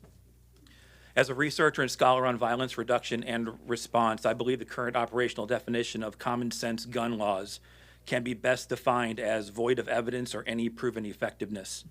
As one who studies human behavior, I understand the well-meaning individual who tries to do something to attempt to homogenize complex acts of evil to a single cause or legislative action in hopes of stopping future acts of evil. It is my professional opinion that the laws introduced by the Commonwealth this week violate the Constitution while actually placing the citizens of Virginia Beach at an even greater risk of harm. Research indicates the majority of all these evil acts, 98%, occur in gun-free zones and are over in less than 9 minutes, with police actively ending only 1/3 of them. When seconds count, even the best police response times take minutes. Last week in Texas, we saw the value of one citizen taking responsibility for safety in their community. And it's been said that it's not the scalpel that heals, it's the hand of the surgeon. This city has tens of thousands of citizens willing and prepared to defend themselves and others who would be made criminals by proposed legislation. One survivor in Building 2 said when they heard the other gunfire, they exhaled because they knew somebody could stop him. At least 3 of our citizens murdered in that building tried to warn others and stop the killing. Those heroes were restricted by policy from fighting with equal force. These experiences from our backyard simply do not fit into the creative narratives of some well-intentioned legislators. We cannot stand by while thousands around us are criminalized for being willing and prepared to stop evil in their presence from taking more mothers, fathers, sisters, and brothers from us.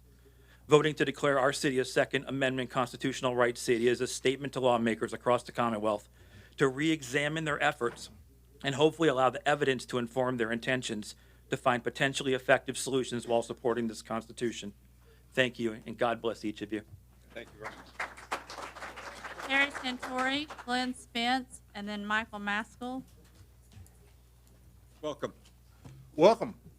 Yes, I'd like to call attention to 18 U.S. Code, Section 242, deprivation of rights under the color of law. Federal law there, that before we start going along with Richmond, before you use any city funds to enforce this insanity that's coming from there, we better think about this. The law we enforce today is the law that will get this city sued, maybe get somebody locked up, maybe this even provides for the death penalty if anybody gets killed in this kind of thing. We really should add something to say that there will be no city resources expended in these laws being proposed by Richmond. Second thing I'd like to say is, wonderful as the Second Amendment is, Article 1, Bill of Rights, Section 13, militia standing armies, military subordinate to civil power. The first sentence says that a well-regulated militia composed of the body of the people trained to arms is the proper, natural, and safe defense of a free state. Therefore, the right of the people to keep and bear arms shall not be infringed. That standing armies in time of peace should be avoided as dangerous to liberty, and in all cases, the military should be under strict subordination to the governing civil power. That's the Virginia Constitution. Okay, someone else mentioned that we were fourth in the violent crime category. You know, I mean, I think that's pretty good. This expenditure is bad. Myself, during Hurricane Isabel, I had a generator, 11 people approached my property. They had their game faces on. I had a rifle slung over my shoulder. I didn't brandish it. I didn't say anything to them. They just stopped, looked, thought, backed up, thought some more, left. That generator was powering medical equipment. And I do believe that having that rifle, there was no cops to call. The phone didn't work, cell phone didn't work, the CB radio didn't work. Lastly, I'd just like to say, Thomas Jefferson said, I prefer dangerous liberty to safe slavery. Glenn Spence, Michael Maskell, and Aaron Young. Welcome, sir. Thank you, sir. Mayor Dyer, members of the council. I don't come to you tonight as a Republican or a Democrat, but a son. The son of a mother who was a Virginia Beach public school teacher for 30 plus years. The son of a father that was a volunteer at Virginia Beach courthouses after 25 years of civil service. The grandson of a farmer that raised 9 children and owned his own property in Princess Anne County. The great-grandson of a slave in Princess Anne County.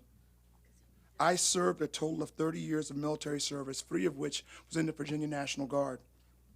I attended and graduated from Kempsville Elementary, junior high, and high schools. I am a small business owner in the city of Virginia Beach.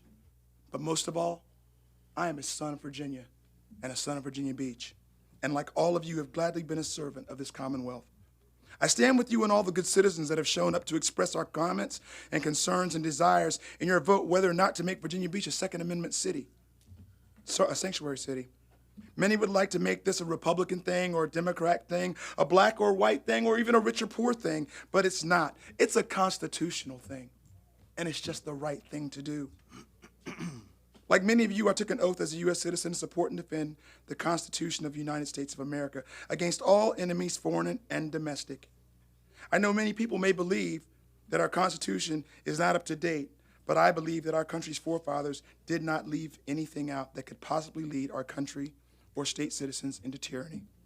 Even the flag of our great state, Sic Semper Tyrannis, thus to tyrants, voices the spirit and the intent of our state and U.S. Constitution and its amendments. And our preamble reads, paraphrase, provide for the common defense, promote the general welfare, and secure the blessings of liberty to ourselves and our posterity. Our posterity is our future, our children and grandchildren, which I have 8 of. We, the people, we are partnering with you, sir, council members. You are our elected representatives, and through our attendance and concern have expressed our desire to strongly encourage an affirmative vote Virginia Beach to join the other 90% plus counties and cities in the state of Virginia as a Second Amendment sanctuary city. I don't know the author of this phrase, but it still remains true. Bad things happen when good people stand by and do nothing. We need to do what's right.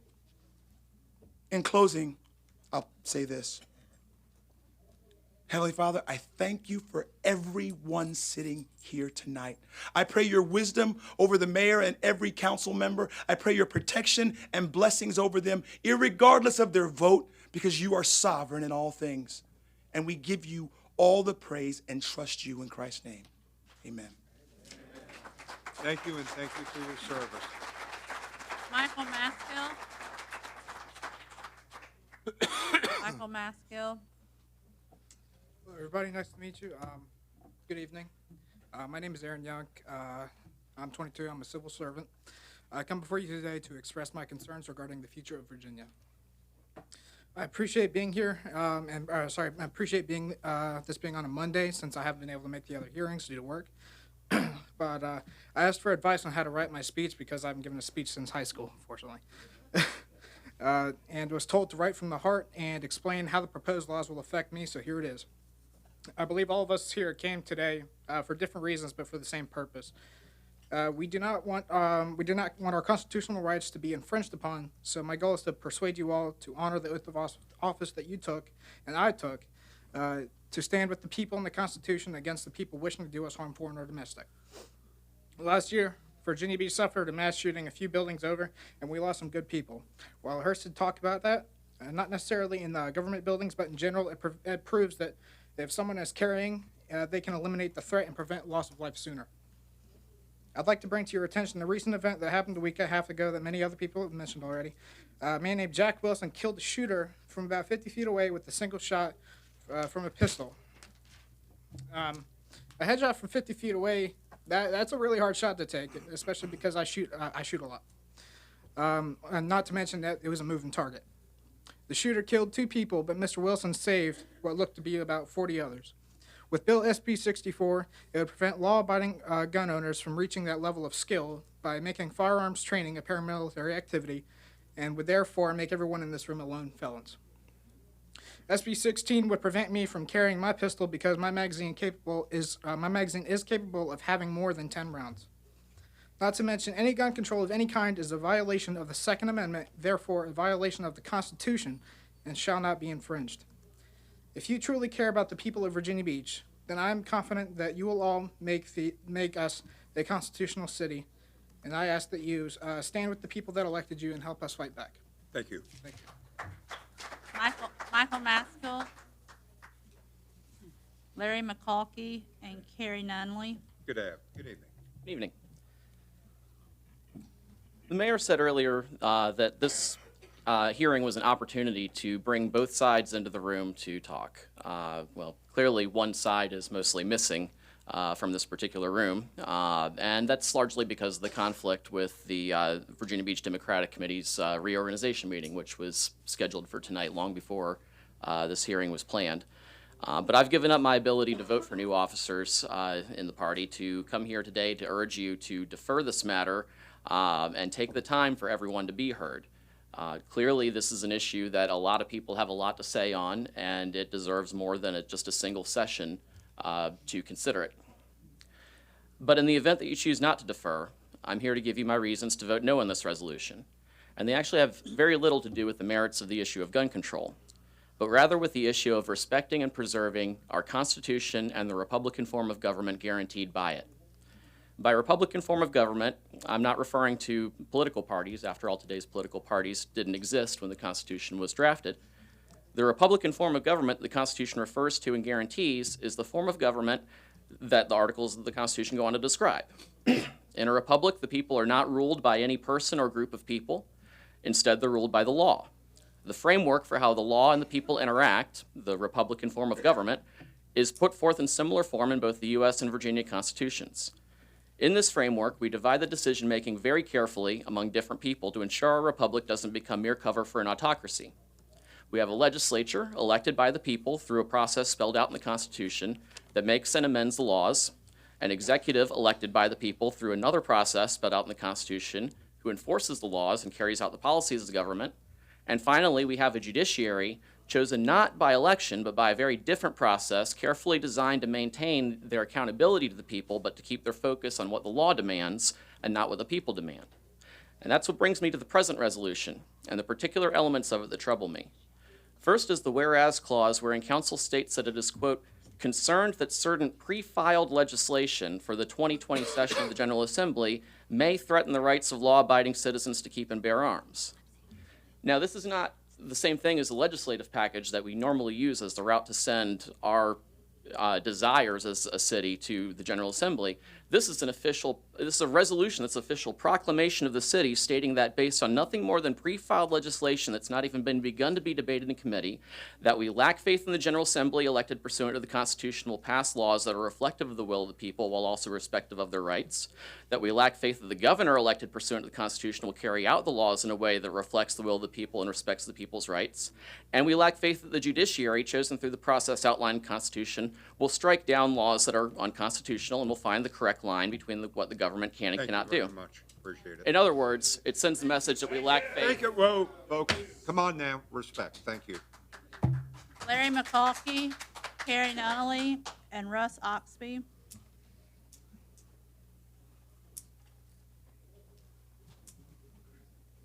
Larry McCulkey. Not here. Carrie Nunley.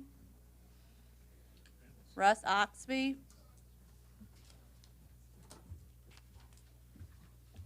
Welcome.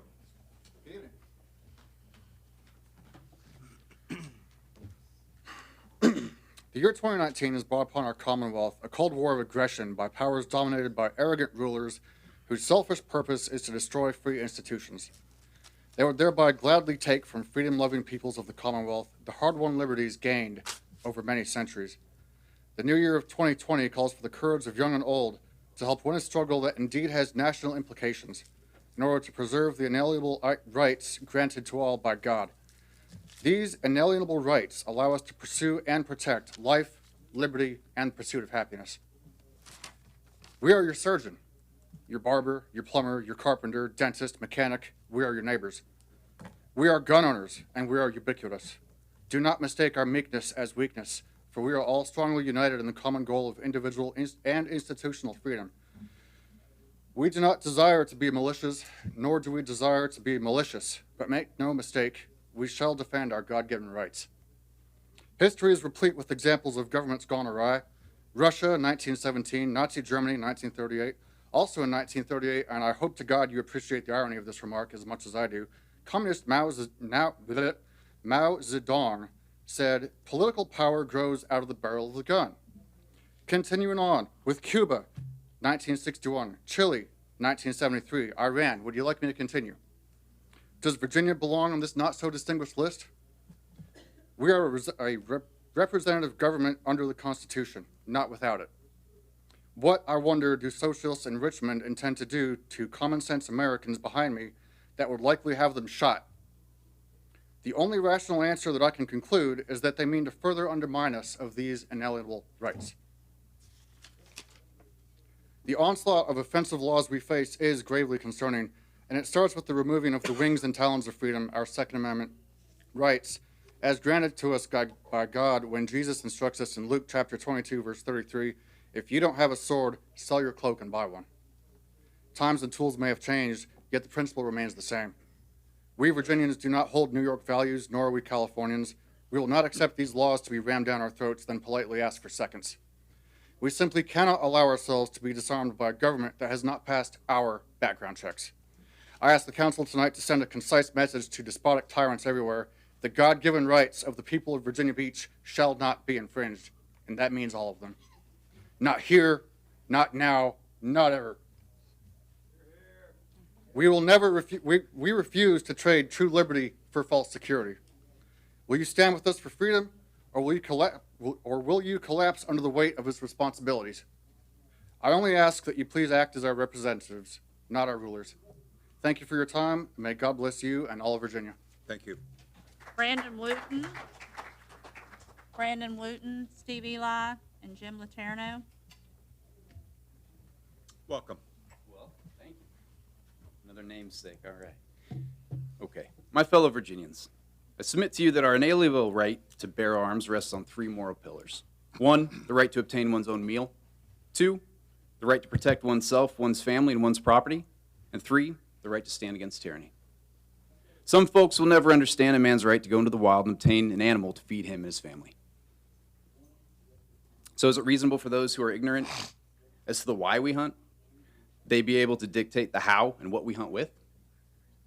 Some folks simply cannot abide by the idea of a good guy with a gun. They would much rather decrease crime by decreasing the amount of crime reports filed, decreasing the amount of criminals they are willing to arrest and hold without bond, decreasing the amount of criminals they are willing to prosecute, decreasing the amount of laws the Attorney General is willing to uphold, otherwise known as criminal justice reform. It's amazing that at the same time the left seeks to undermine our justice system, they also seek to undermine our inalienable right to self-defense. My fellow Virginians, we all know the motto, Sic Semper Tyrannis. You'd think in a state with a motto designed to strike fear in the hearts of authoritarians, that no one would try to deny us our inalienable right to stand against governmental oppression, codified in both our federal and our state constitution, by the men who actually fought true tyranny. When discussing gun-grabbing schemes, we need to keep in mind the anti-gun groups are leveraging thousands of gun-related homicides in a nation of hundreds of millions. If we really want to decrease mass public shootings, we should be having a conversation about funding mental health solutions, not more prison cells for constitutionally protected gun owners. The anti-gun groups are conflating three major categories in their attempts to unconstitutionally infringe on law-abiding citizens. One is the mass public shootings, two is gun homicides and violence, three are gun accidents and self-harm. Each has a different set of circumstances and a set of solutions, none of which include disarming the population or restricting the constitutional rights of law-abiding citizens. In closing, there are a great number of factors at play in protecting Americans' right to bear arms and doing what is necessary to decrease gun violence and accidents. But Mike Bloomberg buying up candidates here in the great state of Virginia to pave his way for his brand of authoritarianism is not the answer. I encourage the board to vote to pass the resolution before you and send a message to Northam Bloomberg and the rest of those who would take away our inalienable rights, thus always to tyrants. Thank you. Steve Eli, Jim Laterno, and Christopher Zimmerman. Welcome. Good evening, Mr. Mayor and council members. Thank you for the opportunity to speak to you tonight about the Second Amendment status for the city of Virginia Beach. My name is Steve Ely. I'm a retired Air Force Lieutenant Colonel. I've been a resident of the city for over 16 years, and I fully support the Second Amendment. And this is the first time in my 71 years I've ever felt strongly enough about something to come forward to address a elected council.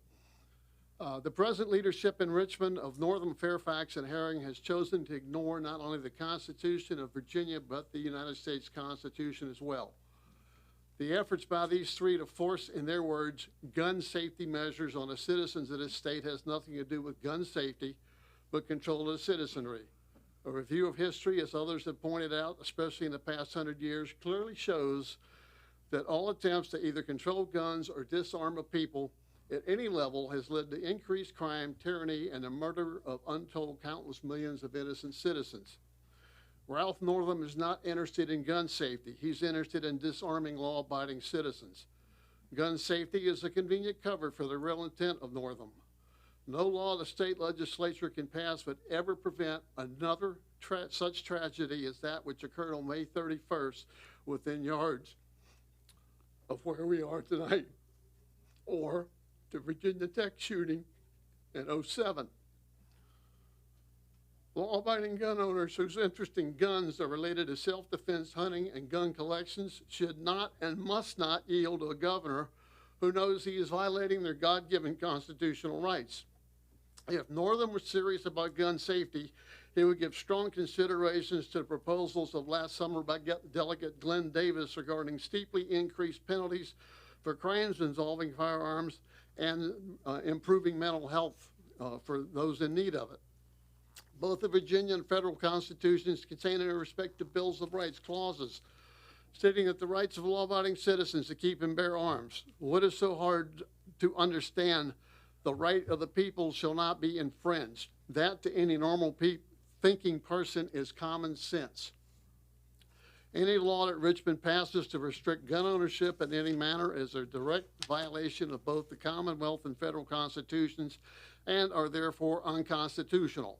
It's time to stand up collectively and individually and send a loud, clear message to Richmond that we will not accept their unconstitutional gun restricting efforts. Northam and Herring both claim that failure to comply with new laws from Richmond will result in felony charges. By charging someone with a felony, the courts can also revoke that individual's right to vote. Imagine if Northam and Herring try this and strike the right to vote of thousands, if not hundreds of thousands, from the rolls.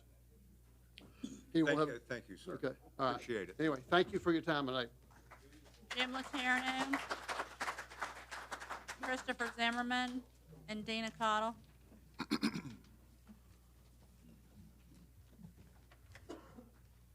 Mr. Mayor, council, members, thank you for coming out here and taking our time.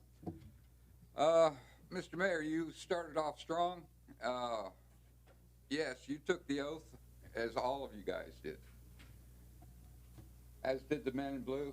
Myself, I took the oath 7 times. And I'm sure there are many people out here that also took that oath to support and defend. Now, we've hit on it many times.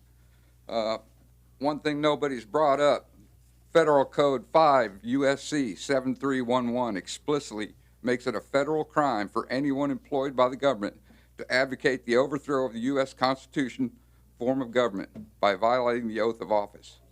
It provides penalties which includes removal from office, confinement, and fines. Every one of you guys that took your oath of office, you're bound by that. And if from what I've heard, some of the members that don't understand or misunderstood the Constitution should probably get learned up on it, because this is pretty important. It's not just the Second Amendment that's at stake here. The First Amendment, the 5th, the 14th, due process, the right to privacy, search and seizures, probable cause, unlawful imprisonment. Governor Northam's already violated his oath of office. In my opinion, the governor's he should be held accountable for what he's done already by advocating the overthrow of the Constitution. I spent 21 years protecting it. When I retired, I did not relieve myself of my oath. There is no law that could be made that would require me to relinquish my constitutional rights. And your resolution, although sounds good, it's symbolic, it has no teeth. If Governor Northam's laws pass and your resolution has nothing in there that says that you were gonna resist, then your resolution is strictly symbolic. It needs to be included. I think somebody else brought up the point that says you should include something about not using any of our resources for those unconstitutional laws. Thank you. Thank you. Christopher Zimmerman, Dana Cottle, and Kyle Barrett. Welcome. Thank you. Thank you so much for hosting this, and I appreciate your patience through this, and just wanted to say thank you. And first of all, I can't believe that we're actually here tonight having this discussion about a constitutional right that shouldn't even be in question at all. I find it really ironic that our own state flag says on it clearly Sic Semper Tyrannis, and here we are fighting tyranny in the state of Virginia and Virginia Beach. But again, I am thankful that you're actually having an open ear tonight. I'm a first-generation American on my father's side. My father's from Tel Aviv, Israel. My aunt married a Holocaust survivor that migrated to Israel and was lucky enough to escape certain death by jumping off a train en route to a concentration camp in the early 40s. Based upon what I was told from my family members, one of the first things that Hitler's new government did after taking control over any country was ask that people register guns. And this is what they're trying to do here in Virginia with the new laws. Later, the military came to confiscate family weapons, and then the Jewish or other undesirable families were then forced to leave their homes and most of their belongings behind to go live in high-density ghetto communities. Later, there were food shortages and medical shortages and medical care became scarce. And just when they thought things couldn't get any worse, they got much worse. Families were rounded up and separated by police and SS troops. They were forced to board trains bound for concentration camps, many of them not realizing that that day would be the last time that they would see each other alive. Ultimately, my uncle learned firsthand that disarmed citizens are very easily oppressed. This is why this issue is so very personal to me. To me, having a weapon for self-defense means that I'm empowered to protect my family, neighbors, and loved ones from ever having to endure a modern-day Holocaust or attack from a criminal. I've lived in Virginia Beach most of my life, and I'm thankful that it's not a dangerous city like Chicago or Baltimore. Both cities have strict gun control laws, which I find pretty alarming if you think about it. They kind of make sense. I would like to share with you another true story that happened to myself and my family. Around 2007, it was 4 in the morning at my home in Virginia Beach. I heard a man pounding on the door and the windows, demanding that we let him in. I did not recognize the voice or the name and asked him to leave. He would not leave. After pleading with him several times, I was terrified and called 911. Dispatch kept me on the phone and told me to stay calm while I thought I was under an active home invasion. Finally, after 20 minutes, the police got there. It was the longest 20 minutes of my life. We had nothing to defend ourselves except a pitchfork and an antique non-functioning shotgun. And when the police finally arrived, we found out the man was actually a 17-year-old boy that was under the Thank you very much, ma'am. Thank you. I appreciate it. Is there Christopher Zimmerman here? He didn't respond. Kyle Barrett, Mary Ann Myers, and then Karen Greenhall. Welcome. Thank you, Mr. Mayor. Good evening, Mr. Mayor, council members, and my fellow citizens. My name is Kyle Barrett. I live here in Virginia Beach, and I'm in favor of this resolution to support the Second Amendment and the rest of the Constitution. Imagine if I was standing here to defend freedom of speech. If the First Amendment was legislated as much as the Second is, I might need to undergo registration, pay a tax, or get somebody's permission to stand here and speak to you. And if I wanted to speak softly, I would have to get a $200 tax stamp. The Constitution protects us all from that, just like it protects our right to self-defense in the form of the Second Amendment. Proposed legislative changes on the state level will not only impact the rights of every citizen of Virginia Beach, they will deter law-abiding citizens from moving or staying here.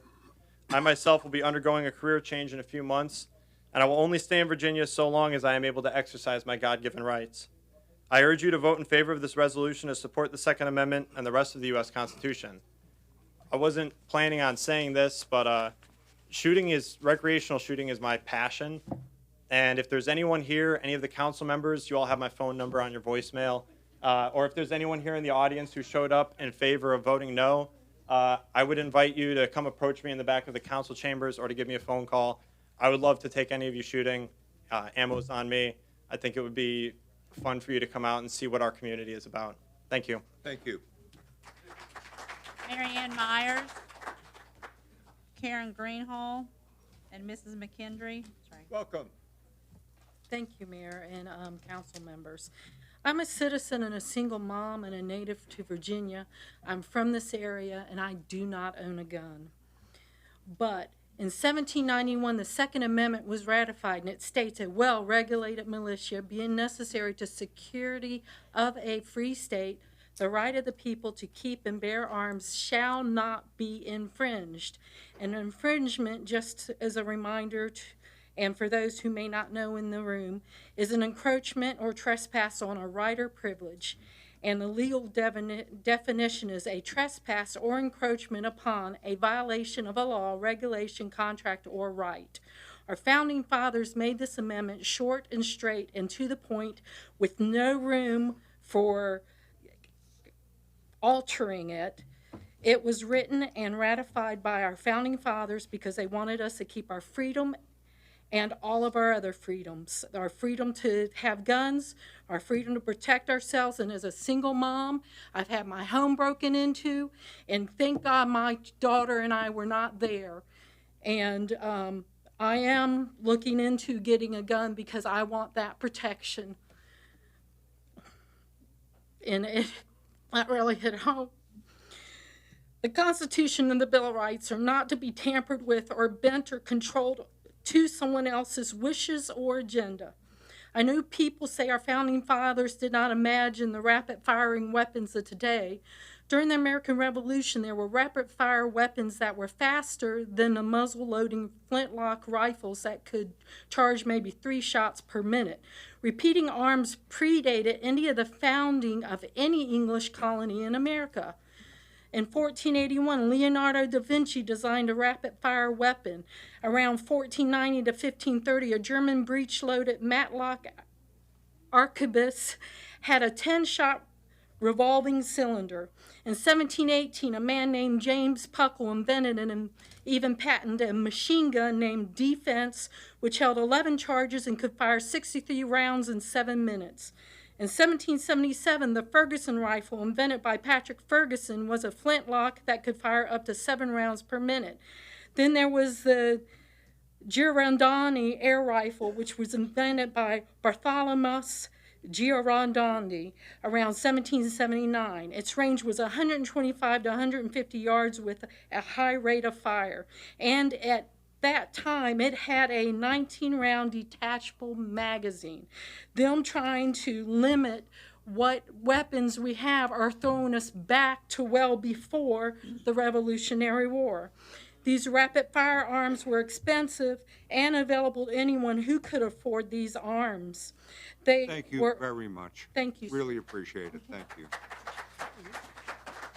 Karen Greenhall, Mrs. McKendry, and William Swingle. Welcome. My name is Karen Starling Greenhall, and I live and work right here in Virginia Beach, and I just thank you for the privilege to speak.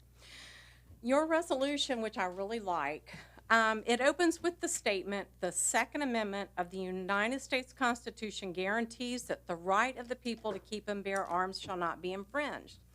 So this is based on 4 facts. The first is that the right to keep and bear arms is an inalienable right given to us by God, as stated in our founding document, the Declaration of Independence. And second, the Constitution does not give people the right to bear arms. The Second Amendment is in the Constitution to protect the inalienable right from being taken by the government. And the fourth fact is that neither the state or the federal government has the authority to take away the right to keep and bear arms. So these 4 facts go to the foundational principles that our country was built upon. Our founding fathers so feared the federal government that the federal government would one day exceed its authority that they put in the Bill of Rights just to keep this from happening. The government did not give individuals the right to bear arms, and they do not have the right to take it away. And our government was created to protect our God-given rights, not to take them away. And I can't believe that that's what we're talking about in Virginia Beach. I'm sorry, I didn't have that written. The resolution is not addressing a partisan issue. It's an American issue. This resolution is requiring no action by the city. It is very simply taking a stand to support our Second Amendment rights. So I would like to ask each of you as individuals 2 questions. 1, I'm asking each one of you to prove that you understand these fundamental values and facts about America by voting yes. And I'm asking each one of you to voice your support for our Second Amendment rights by voting yes. This resolution is about America and Virginia Beach and every citizen that you are supposed to be representing. And I don't care what party you identify with, but you're all Americans. You should stand with the rest of us to support and defend the American privilege of individual liberty that is enshrined in our state and federal constitutions. If you vote no, you are choosing to place yourself in an adversarial position with people that are like me, and we're just law-abiding citizens who love America, and we appreciate both of the constitutions that we live under, and we're proud to be Virginians, and I'm asking you to vote yes. Thank you. Mrs. McKendry, William Swingle, and then Alan Fitzgerald. Sorry, I didn't know how to pronounce your first name. Welcome. Thank you. My first name is Lily McKendry. I'm a student at First Colonial High School. My father works as a fireman at Station Number 2. My mom worked for a long time as a veterinarian for the canine force for the police department. I want to thank you guys very much for having us here tonight. It really is a huge honor. I've never spoken in front of a crowd before, so you're going to have to forgive me. But honorable city council members, today a great many of our constituents have gathered here today to implore you to uphold the Constitution and defend our Second Amendment rights. And many of your constituents have argued against the possibility of a Second Amendment sanctuary as well. There have been arguments ranging from school shootings to the unfortunate accident that happened right here in the Municipal Center last year, as well as personal property rights. I ask you to consider those who don't have the power to otherwise defend themselves against violent criminals. Unfortunately, 3 years ago, I spent the greater portion of multiple days just several buildings away fighting to keep a dangerous man who had hurt me from hurting anyone else. Unfortunately, this is an experience shared not only by many women, but also by many men, especially in cities like Baltimore, New Orleans, and Chicago that also enforce unconstitutional gun laws, similar to the ones that our state is about to enforce. Violent criminals have and always will find a way to get their hands on banned firearms and putting our citizens in a position where they are unable to defend themselves and retaliate against those with malicious intent, which sets a dangerous precedent not only for our city's future, but that of our nation. I applaud our local law enforcement who work tirelessly to prevent crime and defend our citizens so we may hopefully never have to draw our arms in a moment of imminent danger. But Virginia Beach is massive, not only in population, but in square mileage as well. We're the 4th largest city by square mileage in the nation. And try as they might, law enforcement cannot be there in mere seconds that it might take for a violent criminal to impose their will. I ask you to consider your daughters, your sons, your mothers, your fathers, your sisters and brothers when it comes to this. Violent criminals will stop at nothing, especially when your citizens are disarmed. Virginia Beach has always been a shining light for representing the very best of our state, from our students to our service members to our beaches and town center. By defending our Constitution, we defend ourselves and our great city as well. Thank you so much for having me here tonight, and hope you guys have a wonderful evening. Thank you so much. Appreciate it. William Swingle, Alan Fitzgerald, and John Paris. Welcome. Good evening, Mr. Mayor and City Council members. Thank you for allowing time for me to speak on this issue tonight. My name is William Mark Swingle, and I'm a lifelong resident of the great city of Virginia Beach. During my time here, this city has been regularly touted as one of the safest places in the country to live and work and raise a family. This is a result of strong city leadership, excellent public safety personnel and resources, and quite frankly, our community. As we all know, this city experienced a terrible tragedy this past year as we joined the growing list of places across this country to experience the gun violence, loss of friends and neighbors, and disruption of a community associated with a mass shooting. I first thought of describing it as an unthinkable tragedy, but that really is not the case anymore in this country. Unfortunately, there were many such tragedies before Virginia Beach. There have been multiple events since Virginia Beach, and in fact, it is not an uncommon occurrence in this country today. With that as a backdrop, I am concerned about the proposed action that we are here to talk about tonight. The overwhelming majority of citizens in this country, in Virginia, and I suspect in this city, support common sense gun reform legislation. So how will tonight's proposed action affect the reality, and I believe equally important, the perception of our city? Is the intent to indicate that we are not concerned about and do not support common sense gun legislation? Is the intent to indicate that we are not concerned about the incredible numbers and proliferation of firearms in our country? Is the intent to indicate that we are not concerned that military-style assault weapons and other weapons designed for mass killings are present in our neighborhoods and our community? I'm asking these questions because I believe that is how our great city may be perceived if you follow through with this unnecessary and controversial action to support the special interests of some. As I mentioned before, the majority of Americans support common sense gun legislation. Whether reality or perception, if you follow through with this action, this city will be looked upon less favorably by many people as a place to live and work and raise a family. Thanks for your time tonight. Thank you. Alan Fitzgerald, John Paris, and Scott Stanley.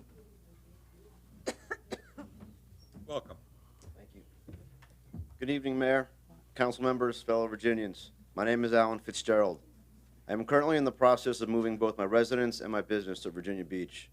I am a disabled Coast Guard combat veteran, having served on both the water and ground in Iraq. I'm a concealed carry permittee, federal firearms licensee, and a self-employed gunsmith.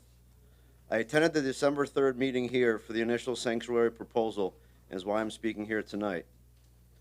I want to thank the City Council collectively for listening to your constituents and your effort in considering drafting this resolution. The statement of impact when this resolution is passed will speak loudly and in concert with the overwhelming majority of counties, cities, and towns in the Old Dominion.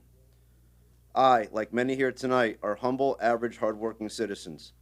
Some of us choose to own, train with, and carry firearms as a means of protection from an unpredictable criminal element. The Supreme Court in Warren versus D.C. even states that the police do not have a duty to protect citizens. So how else can we protect and defend ourselves, our loved ones, friends, and if needed, co-workers? If others choose to not exercise their right, I respect your decision to do so, but do not infringe on my or anyone else's rights based on emotional response, by rational and critical thought. Many of us in Virginia take stock in exercising our God-granted right, enumerated in the Constitution, that defends this great nation from future tyrannical governments, such as we bear witness being birthed in our state legislature. Law-abiding citizens here tonight and citizens across the state of Virginia who have already stood up and said no to Richmond stand to be stripped of their rights, not privileges, but their rights, and then their freedoms, by being criminalized for simply owning one or more firearms. This resolution sends a clear message to Richmond on behalf of Virginia Beach citizens and state citizens alike that you, the City Council, support the entire United States and Virginia state constitutions and the rights we already have. If we do not stand together as citizens, elected servants, and law enforcement, connecting the written line, the thin blue line, and the line in the sand, we all stand to lose our God-given rights, one by one. This is no longer about stopping crime or gun safety. Start by protecting our freedom and right to defend ourselves from tyranny. Vote to pass this resolution. Thank you for your time. Thank you. Appreciate it. John Paris, Scott Stanley, and Jacqueline Campbell.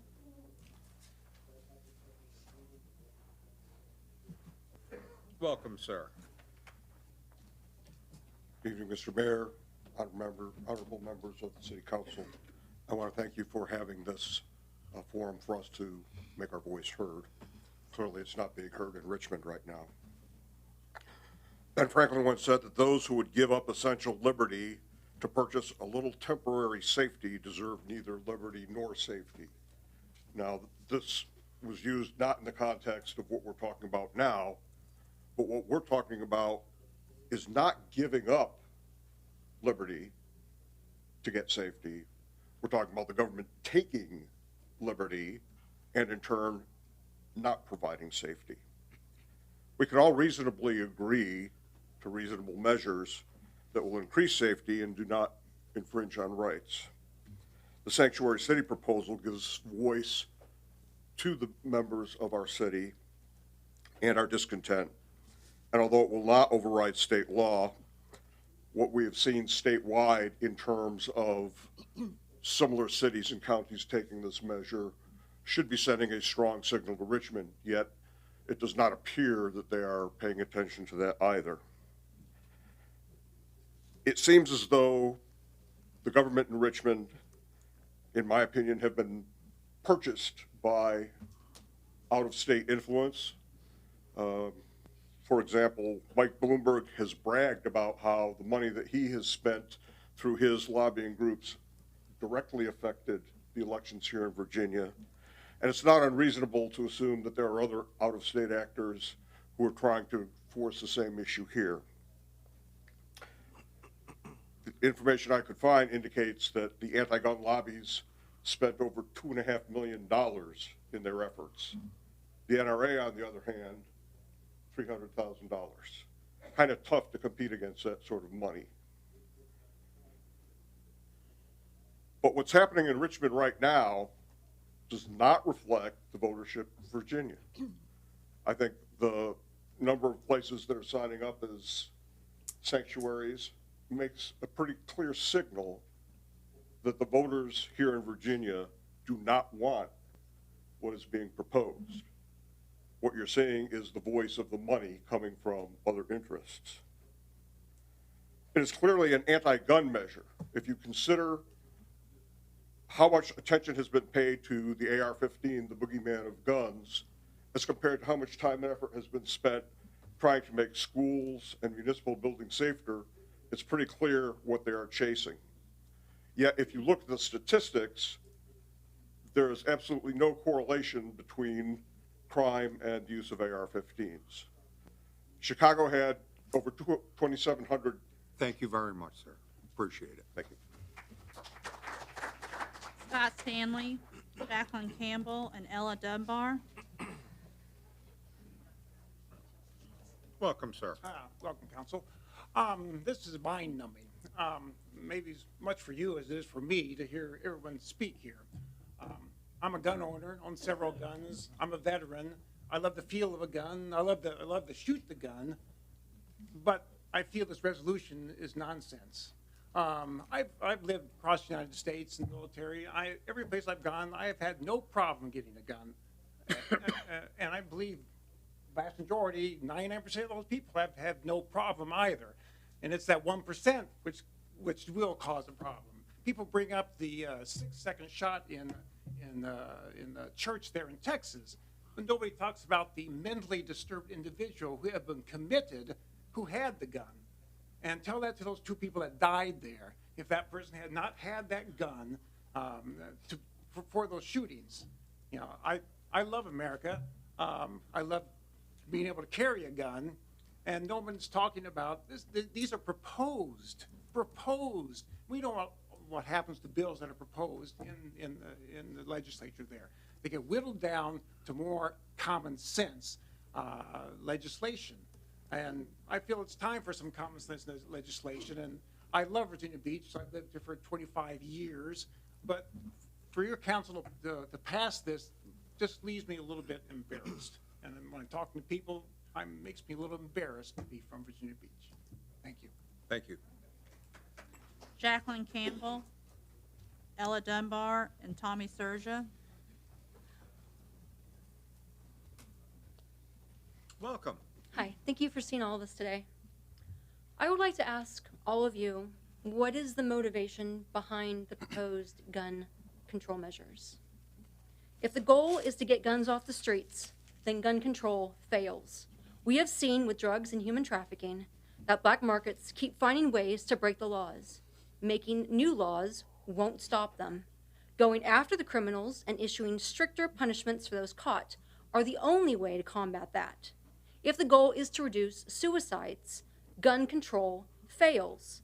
Severely depressed and suicidal people need community support and mental health help. People who want to kill themselves can do so while unarmed and in police custody, apparently. The only thing that stops suicide is their wanting to live. If you want fewer gun-related accidents, gun control fails. Accidents happen because of poor storage practices, untrained participants, and lack of practice. More children and teens die from drownings, chokings, poison ingestion, and suffocating every year than are even injured from firearm accidents. If it is to discourage armed robbery, gun control fails. Hundreds of security camera footage online show that a robber being met with armed citizens exercising self-defense is the only thing that stops the crime from happening. If the goal is to stop rape and violent crime, again, gun control fails. Restraining orders are useless. Police can't get there in time. Only arming the victims stops the violence. If you want to stop mass shootings, gun control fails. Mass shooters are criminals with mental health problems. Many have prior criminal histories and had prior warnings from parents, teachers, neighbors that were ignored by law enforcement and mental health officials. Countless studies have proven that in every area where law-abiding citizens can defend themselves with lethal force, crime vanishes. So either these attempts to force gun control laws is a delusional, misdirected ignorance, or it is a deliberate attempt to remove constitutional rights from law-abiding citizens and turn everyone into criminals or victims. A government that does not trust its honest, law-abiding, tax-paying citizens with the means of self-defense is not itself worthy of trust. Jeffrey R. Snyder. Making good people helpless won't make bad people harmless. Freedom of speech and the right to bear arms are the foundations on which the entire rest of the U.S. Constitution and Bill of Rights were built. I assure you, each new generation of patriots will continue to fight. Thank you very much. Appreciate it. For these rights our ancestors died to protect. Thank Ella you. Dunbar. Ella Dunbar, Tommy Serja, and Joanna Banka. Welcome. Okay. Good evening. We have an arms race within the borders of the United States of America. Where does it end? There's a very vocal group spinning out of control, shouting that the government is trying to take their guns away. For the last 25 years, there's been an especially loud cry going up, and no one disputes the fact that there's a constitutional right to bear arms to protect your family, your home, your property. Yet we have to listen to people radicalized in their own echo chamber, saying that they're coming to get their guns.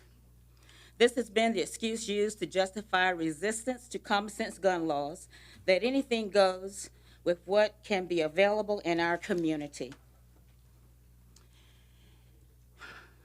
We're talking about weapons that are intended to kill humans in mass quantities. How can this be okay? I'm not going to get into the weeds about what constitutes an assault weapon. I can understand City Council addressing the concerns of citizens and providing a forum to hear from everyone. But if you take action to make this declaration of an affirmative thing in the city of Virginia Beach, then you are doing a disservice to the voters who turned out all over the state of Virginia to say that a change is needed. You'd also be dishonoring the employees who died here. So many people know someone or have connections to someone who died here. I went to school with the sister of one of the victims. I have family members who attend the church where Mr. Cox was a member. His father doesn't want a son who was a hero. He wants his son. His son was killed by someone who had extended capacity magazines and was pretty effective for too long in a standoff with police officers. We struggle to equip our police officers and first responders with what is necessary for them to do their jobs. Yet they arrive to the scene outmatched in equipment and outgunned. They signed up to serve and protect and understand that they may be called upon to make the ultimate sacrifice. They should not be compelled to just needlessly give their lives away. Access to assault weapons for everyone makes these weapons available to anyone. Might does not make right. We have a society of ever-escalating bigger guns. The gun makers are ecstatic. We used to be concerned about foreign attacks. Now we have to think twice about going to Walmart, to the movies, even to church. Am I to believe that this is just the cost of doing business in the United States of America and here in Virginia Beach? We just had an election. Majority of people want change. If you vote to make Virginia Beach a sanctuary city, what are you telling the voters? I voted to put some of you in office. I can vote to take you out, and I will not have to fire a shot. What I hear in this room is a lot of fear. I think fear is what is driving this conversation. Maybe it's time to get to know your neighbors. If you know your neighbors and maybe get involved in your community, maybe you can make a difference. Thank you. Tommy Serja, Joanna Benka, and David Harris. Welcome. I come speaking this evening in great concern about the proposed resolution to make Virginia Beach a Second Amendment constitutional city. I also come to hopefully dispel a few myths. In the beginning of May of 2019, following Something in the Water, our city was together historically like never before. We were still riding a wave in which we were all united and felt a magic that was such a unique but comforting feeling. It was almost as if trivial things like race, age, and political affiliation no longer mattered. It was simply Virginia Beach as one. Then tragedy struck, and it gutted us. But now we have a choice on how to respond. We can come together and heal as one, or we can resort back to immoral political tactics by doubling down on guns and an irresponsible overcommitment to the Second Amendment by way of, in the most literal sense, a completely meaningless resolution. I find any city representative in support of this legislation to be setting a bad precedent in an attempt to overstep their powers. City officials were elected to make decisions about local policy and not to interfere with state politics. And quite frankly, regardless of the success or failure of this resolution, it's only a statement of principle and has no legal effect, and it makes you look like a figurehead instead of an acting political body. When will Virginia Beach become a First Amendment city? Or because we're possibly facing a war, are we going to become a Third Amendment city? At what point do resolutions like this one become redundant, since you already made an oath to the Constitution? Many who have a concerning amount of love for the Second Amendment cite the importance of guns in reference to self-defense and for the use of protection. Yet another myth that needs to be dispelled. A study of gun use and self-defense conducted by the Harvard University School of Public Health made key summary findings. 1, a majority of self-reported self-defense gun uses are deemed to be illegal when reviewed by criminal court judges. 2, few criminals that are shot by law-abiding citizens. 3, victims using a gun were no less likely to be injured after taking protective action, and there was little evidence to suggest that self-defense gun use is uniquely beneficial in reducing the likelihood of injury or property loss. The journal article closed with, and I quote, "This article helps provide accurate information concerning self-defense gun use. It shows that many of the claims about the benefits of gun ownership are largely myths." You have an important principle in front of you, one I think ought to be rejected because respectfully, it's simply not your job, and largely the reasons most used to support it are based on false claims. Note how the resolution and its supporters omitted well-regulated militia. Unless given a badge or a uniform, I don't see a well-regulated militia behind me. Why are we doubling down on what is almost strictly party politics when not to mention it's party politics you were not elected to engage in? I am disappointed, but yet not discouraged. While this resolution is in poor taste, it is in your hands to fix. If anything, I think you need to support a resolution to uphold your oath in supporting the democratically elected State General Assembly. If anyone disagrees with the politicians, organize, get people registered to vote, and win elections, not support powerless resolutions. Even the founders, well-regulated militia, understood both the simplicity and importance of common sense. Thank you. Thank you. Joanna Benka, David Harris, and Douglas Peterson. Welcome. Mayor and council members, thank you for the opportunity to come and voice my It's a little closer to the... Thank you for the opportunity tonight to come and voice my support for our Second Amendment rights. My name is Joanna Benka, and I am a resident of Ocean Lakes. And I don't have a speech prepared, but I'm going to just speak from my heart and experience. In 2013, there was a rash of 13 robberies in my neighborhood in a 10-day period of time. My house was one of those homes that were robbed. It was an afternoon. I went out at 11 a.m. to do some birthday shopping for my daughter. I was out for 2 hours. I came home, I put my key in the door, and the moment the door opened, I knew something was amiss. My dog was in shock and shaking. Things were awry in my house. I stepped in to find my house being burglarized by 4 men. I walked into that situation defenseless. They escaped, but were eventually apprehended. But this was 13 homes that were broken into in a short period of time. I hate to think what would have happened if it would have been one of my grandchildren coming in after school, which they normally do. But it was me. And 2 days before that, these same men had been in my house while I was in the shower. I came out of the shower with a towel and shampoo in my hair as they went running down the stairs out of my house. As a mother, as a grandmother, as a woman, as a senior citizen, I don't ever want to find myself in that situation again. Ever. Defenseless. As I go to bed at night, as a single person, I don't want to feel fear that somebody's going to come into my home and I have no way to protect myself. These people tased my dog. They were crazy. They were armed. What do you do in this situation? That's when I decided it was time to get a gun. And I passed the rigorous background check, as all law-abiding citizens that are gun owners do. And I hope you will keep that in mind, and I ask you to support this amendment. Thank you very much. Thank you very much. David Harris, Douglas Peterson, and Gary Mueller. Welcome. Thank you very much, Mayor and Council. I'll keep it short. Everybody knows the Constitution, left and right, in and out, everything else. I'll just keep it like this. I was a police officer in New York for 20 years, retired in 2004, came down here because it was a nice place to live, very nice place to live. And now I'm kind of concerned because I keep hearing talk about taking guns, having it being a felony to keep a certain amount of rounds in your gun, in your magazine, and stuff like that. Personally, I can't see becoming a felon, protecting myself from a felon. Doesn't make any sense. Not to me. So, but the bottom line is, when we work together as police officers, we used to say to each other, do the right thing. And all I'm going to ask you guys to do is do the right thing. Thank you. Thank you very much, and thank you for your service. Douglas Peterson, Gary Mueller, and John Velazquez.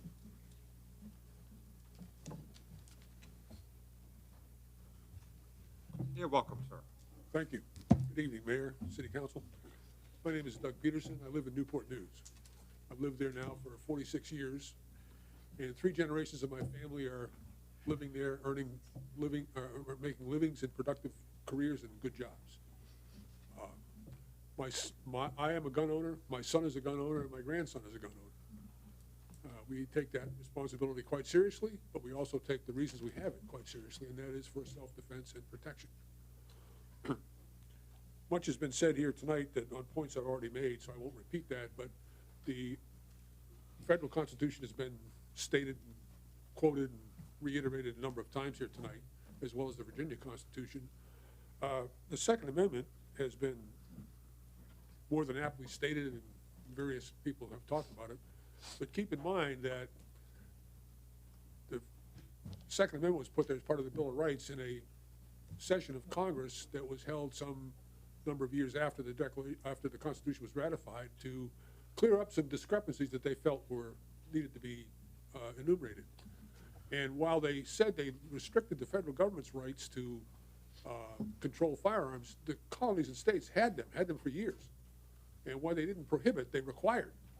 They required their people to have certain amounts of firearms in their homes and a certain quantity of ammunition, ready for instant call as militia, because that was the name of the game. Those were already pre-existing militias before the Constitution was ever even drafted, because that's how they protected themselves.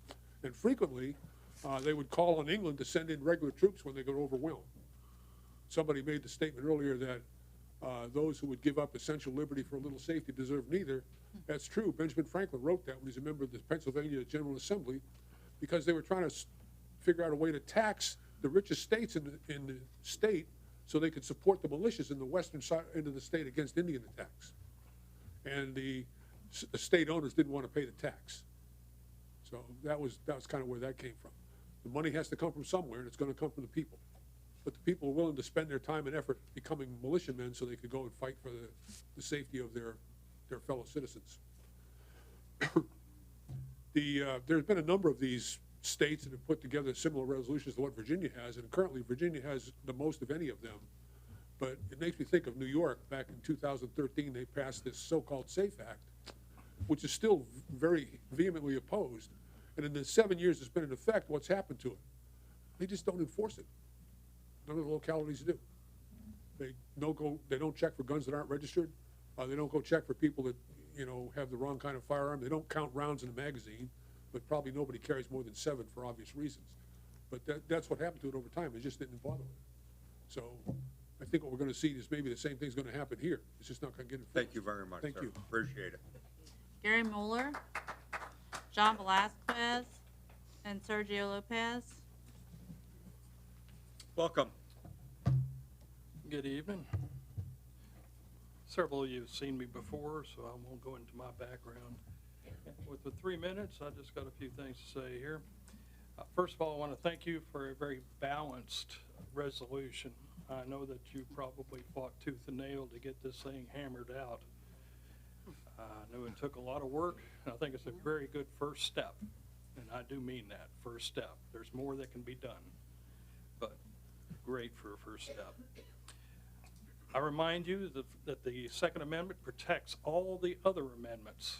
We couldn't be standing here having this conversation without the Second Amendment protecting our right to do the First Amendment. I also remind you that a good guy with a gun has saved lives many a time. All we need is an example from that last shooting down in Texas that has already been mentioned a couple of times. I urge you to please help us stop the bought and paid for governor and the other radicals in Richmond from passing unconstitutional laws. And there's a bunch of them. Just about every one of the pre-filed laws that the governor put in is the same garbage that he put in on the prior legislative packages from 19 that got shot down in committee. It's the same stuff all over again. And just because you got a Democratic majority, he's trying to get them through one more time. And we're trying to stop it because they are unconstitutional. A couple of comments about some of the things that were set up here earlier. They said, talking about people, the other side not coming up here and talking tonight. I feel that if the other side thought it was important enough to fight this, that they would have been here. Just like I gave up, a whole bunch of other people gave up other things to be here tonight, to speak our piece, to try to convince you to get this resolution through. So please take that into consideration. A couple of people mentioned common sense gun laws, and I'm fed up to hearing that phrase. Common sense gun laws is the new phrase that's being used in place of gun control laws. Probably 20 years ago, gun control laws got kind of switched over to common sense gun laws. It's the new catchphrase for gun control laws. And one other thing I wanted to remind you of, I think the count right now is 117 counties or other municipalities in the state of Virginia have passed Second Amendment. Thank you very much, sir. Second Amendment I really appreciate resolutions. It. Thank you. John Velazquez, Sergio Lopez, and John Abernathy. Welcome. Good evening. Thank you for hearing us out. In Federalist 51, James Madison wrote that it is of great importance in a republic not only to guard the society against the oppression of its rulers, but to guard one part of the society against the injustice of the other part. If a majority be united by a common interest, the rights of the minority will be insecure. He also wrote, justice is the end of government. In a society under the forms of which a stronger faction can readily unite and oppress the weaker, anarchy may as truly be said to reign as in a state of nature, where the weaker individual is not secured against the violence of the stronger. Hence the Second Amendment. You never need a gun until you need one badly. The left says, trust us, have confidence in us. All we want are a few common sense safety gun measures. But Thomas Jefferson wrote in the Kentucky Resolutions of 1798, in paragraph 9 about the creeping power of government. Let no more be heard of the confidence in man, but bind him down from mischief by the chains of the Constitution. The reasons we have a Constitution are so that the rights of the minority will be protected from the passions of the majority, and that the government has clear lines that it is not allowed to cross. The rule of law. I have no desire to debate the logic of the proposed anti-gun legislation, but I do offer this food for thought. The incoming legislators find themselves at a fork in the road. Are they going to follow the founders of our republic, such as Jefferson, Franklin, and Adams, who formed a limited government of which purpose is to secure and protect our liberty and freedom, or are they going to follow the path of communist dictators and despots, such as Lenin, Mao, and Castro, who disarmed their people and ruled them with an iron fist and brutally suppressed their basic liberties and freedoms? The left often wax eloquent about the rule of law and that no one is above the law. But lately, the left seem to either set aside the law for their own purposes or threaten to ruthlessly and violently enforce it by threatening to activate the Virginia National Guard. SB 16 would violate the Second Amendment to the U.S. Constitution and Article 1, Section 13 of the Virginia Constitution. The right of the people to keep and bear arms shall not be infringed. Article 1, Section 10 of the U.S. Constitution expressly prohibits the states from passing ex post facto laws, as in making previously legal guns illegal, thus criminalizing their owners. HB 4003 creates a conditions whereby firearms can be confiscated without their owners being convicted of a crime in violation of the Fifth Amendment protection of due process of law. Virginia would be disarmed by the same kinds of politicians who allow MS-13 gang members to remain in the U.S. illegally so they can rape our daughters and hack them to pieces in the streets, and allow Antifa thugs to riot, destroy property, and violently assault anybody who disagrees with them. Yes, law-abiding Virginians would be turned into instant felons and vigorously prosecuted, while the true lawbreakers remain free. To boil an elephant down to a pork chop, the Virginia legislature does not have the authority to ignore the U.S. and Virginia constitutions by banning and confiscating guns, or to create a grandfather law or enact red flag laws. Please vote to support the Second Amendment. Thank you. Sergio Lopez, John Abernathy, and Christine Will. Welcome. Thank you. Thank you, everybody. I'm a father, I'm a patriot, and I'm a retired Navy SEAL. I served over 20 years, serving our great country. I've been deployed to over 25 countries. I saw combat in Iraq and Afghanistan. I cannot believe that I'm here talking about our Constitution being violated right now. Both the Second Amendment of the U.S. Constitution and the Constitution of Virginia pretty much say the same thing, that our rights are not being infringed. From VB.gov, Virginia Beach City estimated has about a population of 449,962 citizens in Virginia. We have about 840 police officers according to the same website. That's 530 people for every police officer. I love my police officer brothers of mine. We served together in combat and war. There's no way that they can possibly protect against criminals that want to harm us, being that many outnumbered. The governor's requesting $7.5 million to enforce gun ban on universal background checks, 1 gun per month limitation, red flag gun confiscation, orders, and more. Do you support the appropriation of money, even though none of these provisions are currently in law in Virginia? Given that none of the gun control restrictions are currently the law in Virginia, would you support a budget amendment preventing the governor from using any funds to implement these anti-rights restrictions via executive order? And would you support or oppose a budget amendment prohibiting the governor from using the National Guard or police, any confiscation or registration of firearms pursuant to legislation passed by the General Assembly? Why now are we talking about this? This is why now. What is the underlying reason for this discussion here? It's not to protect Americans. And like someone else quoted, evil exists in the world. And the only thing necessary to be able to triumph is good meant to do nothing, Edmund Burke. This is not about safety, but this is about control. I took an oath to my office, just as everyone else here taking the same oath. So I'm asking everyone here respectfully to do your job and protect the Constitution of America. Thank you for your time. Thank you. John Abernathy, Christine Lill, and Dom Rosso. Thank you for being patient and listening to us all. Really do appreciate it. Your undivided attention has been much appreciated. You've really only got one decision here to make tonight. Are you going to go with the majority of the people, or are you going to go with the Bloomberg and Northam faction? The people don't want you to usurp our constitutional rights, our gun laws. And I like what the other man said there. There's no such thing as, and I'm sick and tired of hearing the phrase gun safety or gun control, sensible gun control.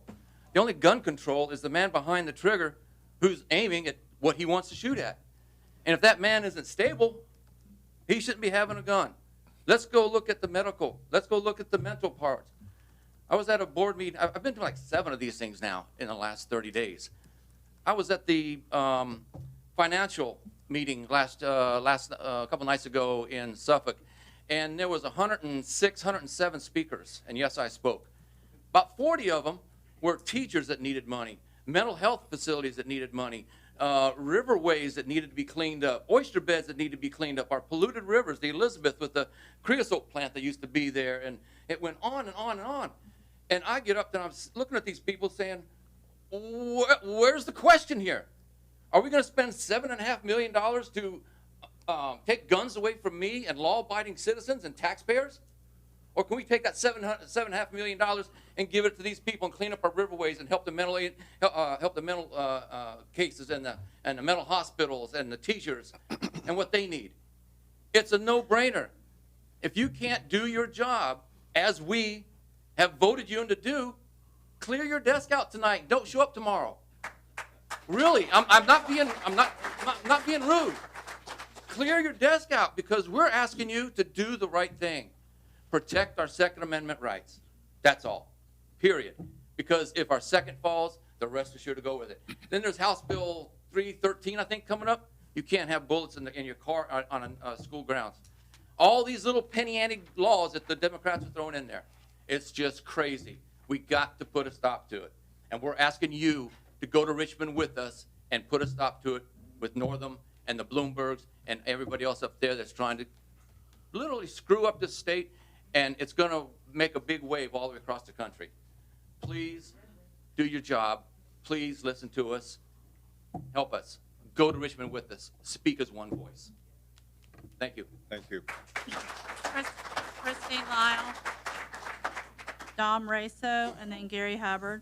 Mayor Dial, council members, thank you very much for letting us speak on this subject tonight. Definition of a sanctuary is a place or of refuge or safety. I assumed when I woke up this morning and every morning for the past 57 years that I was living in the United States, and that was a place of refuge and safety. This resolution or this bill that Newsom is putting, I'm not a public speaker, you're gonna excuse me, but that he's putting forth is taking away our ability to protect ourselves, to be safe and to feel safe in our homes, in our cars, in our schools, in our churches. I just implore you to vote yes to this resolution. I think you would be doing a huge disservice to Virginia Beach residents by not supporting this resolution. I've lived in many cities across the United States. I watch the news. I know what's going on in the world. And you start taking away the gun laws or our gun rights, and you start changing the gun laws, we're going to end up just like Chicago or any of the other Democrat-run cities, which I know Virginia is, heavy on the Democrats right now, but we're going to vote them out come the next election. I think you really honestly would be doing a huge disservice to Virginia Beach. People can protect themselves. We don't need the government stepping in and telling us what we can carry, when we can carry it. And yeah, that's all I have to say. I appreciate your time. Thank you. Thank you.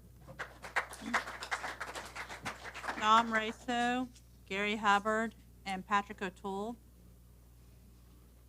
Welcome. How you doing? So, being a family man now, my family and I both thank God every single day for our ability to live in this country. Our God-given rights and the strong leaders that have gone before us have set a foundation of amazing grace and freedom. I've spent my entire career in Virginia Beach, mostly as an active duty Navy SEAL. I've dedicated my life to studying, researching, and implementing principles to protect life and freedom. I truly care about every life, and I've had the opportunity to work with thousands of good citizens who truly want to do the right thing. Everyone that questions and opposes the Second Amendment are uneducated and ignorant on what it takes to protect life and freedom. It's a slap in the face that we even have to debate our inalienable rights, but here we are again. It's time to get real and reflect deeply on what you really stand for. Is Virginia Beach or anywhere else in this country really willing to impose and enforce laws and legislation that we all know will tear down good and upright standing citizens? To turn good men and women into targets by our government overnight. Laws and legislation that would give criminals and evil people the upper hand in a life or death scenario. I'm waving a red flag on our politicians right now. We are talking about an inalienable right, our right to self-protection for ourselves, our families, and enemies, foreign and domestic. Anything that takes good people and turns them into villains overnight should be and will be seriously and forcefully opposed. You guys are our leaders, and we need good leaders. May God bless and guide you in your leadership. Thank you. Thank you.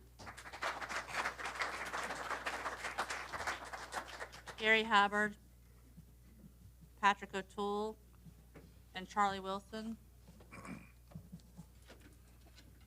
How you doing, gentlemen? Most of you know me. How you doing, John? Going well. Lewis, Sabrina. First, I'd like to commend you for your stick-to-itiveness. I'm telling you, without taking a break. But we all know that the Constitution of the United States is the supreme law of the land. As such, the Second Amendment clearly states that it is our right to bear arms and protect ourselves and our property as we see fit. That doesn't mean you can shoot your neighbor. That doesn't mean you can take out your weapon to fire it off on 4th of July. What it means is sensible gun ownership. Now, I support the Second Amendment, but I also support all the amendments. There's no catch-all amendment that says we can make this right. I thank everybody that came up here and make a statement, but I believe we're actually talking to the wrong body. The General Assembly is the one that will enact legislation and make laws that we will have to adhere to, whether we want to or not. That the vigorous prosecution of these laws will be up to the citizens of Virginia Beach and their police. Most of you know that the police are after the fact. If you're being robbed, they respond after the fact. If there's a bank robbery, they respond after the fact. The key word here is after the fact. That means you must defend yourself. And thankfully, most of us will never be in a life or death situation. My heart goes out, Aaron, to the people that lost their lives. But I would commend you to think about, I believe it was line 14 and 15, to the greatest degree possible. That word possible is a very powerful word. If they enact the legislation, they pass a law for gun reform, that means there's your possible. Also, concerned about pre-filed legislation. We have no idea what the legislation will or will not be. But I would beseech each and every one of you here to go to Richmond, get a hold of your representatives. If you do not like the legislation, say so. Don't sit here like a lump on a log and not do anything. And thank you for your time. Thank you.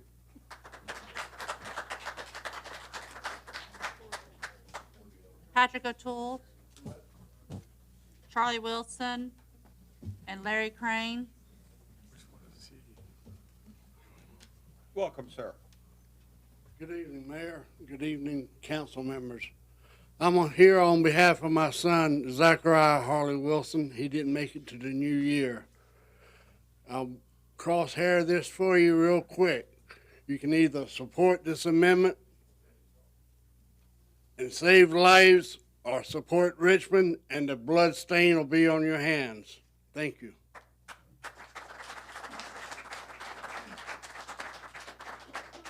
Is Patrick O'Toole here? Larry Crane, Dr. Al Brewster,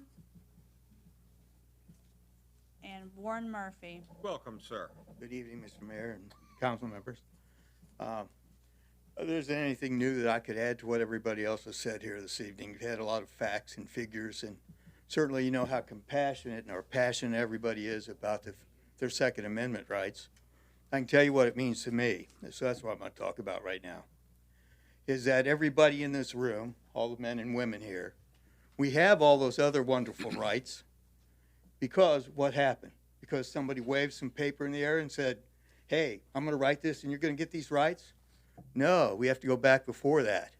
We have to go to men and women that picked up a firearm and met the British on the battlefield, right? Those are the people that got us our rights. So guns play an important part in our lives.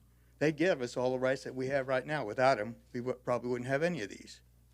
That's one of the things that people were saying here today. So they're important to us. One more point.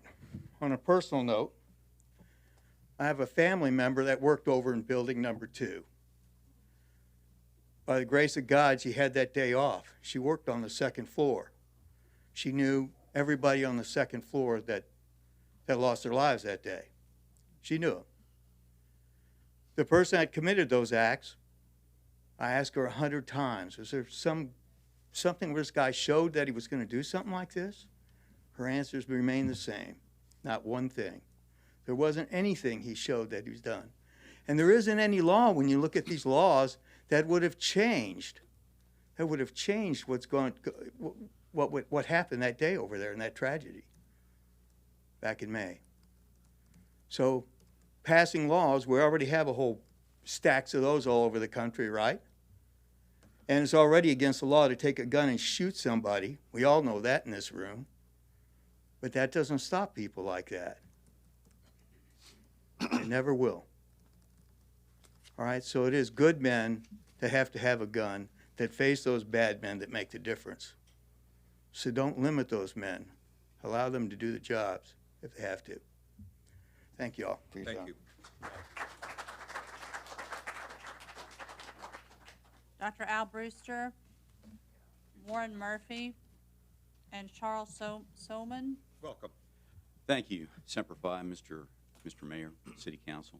I appreciate you taking the time to listen to all these good people tonight.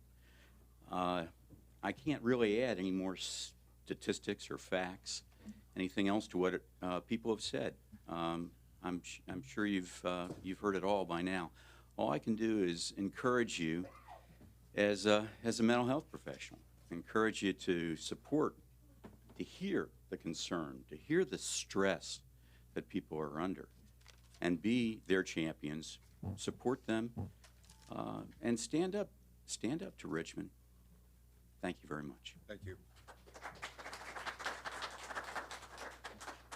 Warren Murphy, Charles Soman, and Joshua Nicholson.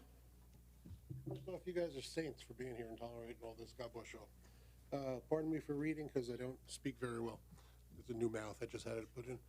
My name is Warren Murphy. I moved here from communist-occupied New Jersey in 2001, shortly after the towers fell.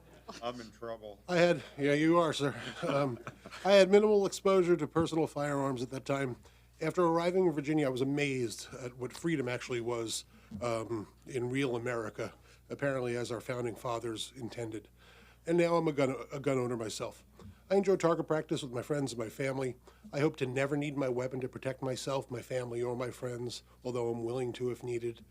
As I'm now disabled and getting a little long in the tooth, having the constitutional right to protect myself makes me feel like a little less of an easy target or sitting around being prey. I'm not a criminal yet, but once Northam makes me a felon, I'm going to be unemployable as a nurse any longer. And I wonder, it made me start thinking, I wonder how many other Virginians are in fields where being a felon precludes them from performing their livelihood. So suddenly when you're a felon because you're a gun owner and you did not turn in your guns or whatever the actual brass tacks are, are the military, are people who are in the military, are they allowed to be felons? I know as nurses and medical personnel, how many people will be out of their livelihoods, and I don't know what that's going to do to the state. Anyway, I just want to say the Second Amendment is a right that's noted and guaranteed in the U.S. and the Virginia constitutions, but it's our right. It's a people's right. It's not one that's granted by the state or the federal government.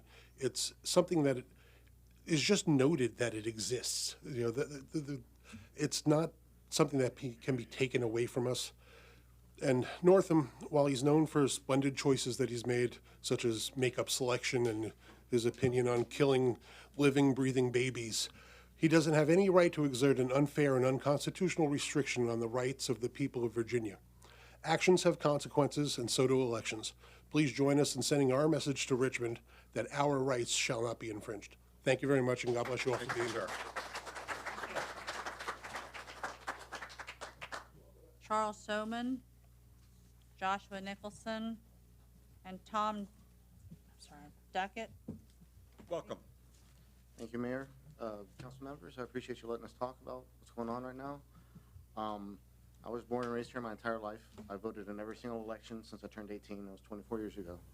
And for 98% of that, I voted Democrat down the line all the time. After this past election, unfortunately, I am part of the people that got these Democrats the majority. If I thought for a second that they were going to take that majority and instantly try to overrun the rights of the minority in the state, I never would have voted for them, honestly. Now, the rights of people that were granted to us by the United States Constitution supersede anything that the state's going to pass. We're not bound by laws that violate our Second Amendment constitutional rights. Those are unjust laws. There's been plenty of documented cases that talk about it.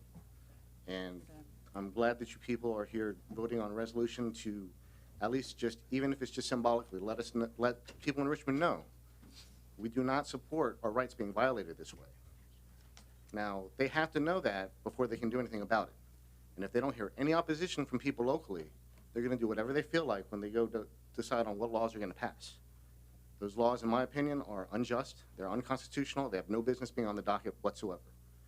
Now, if you want to change the Second Amendment, you have the right to do that. There are systems in place that will allow you to do that.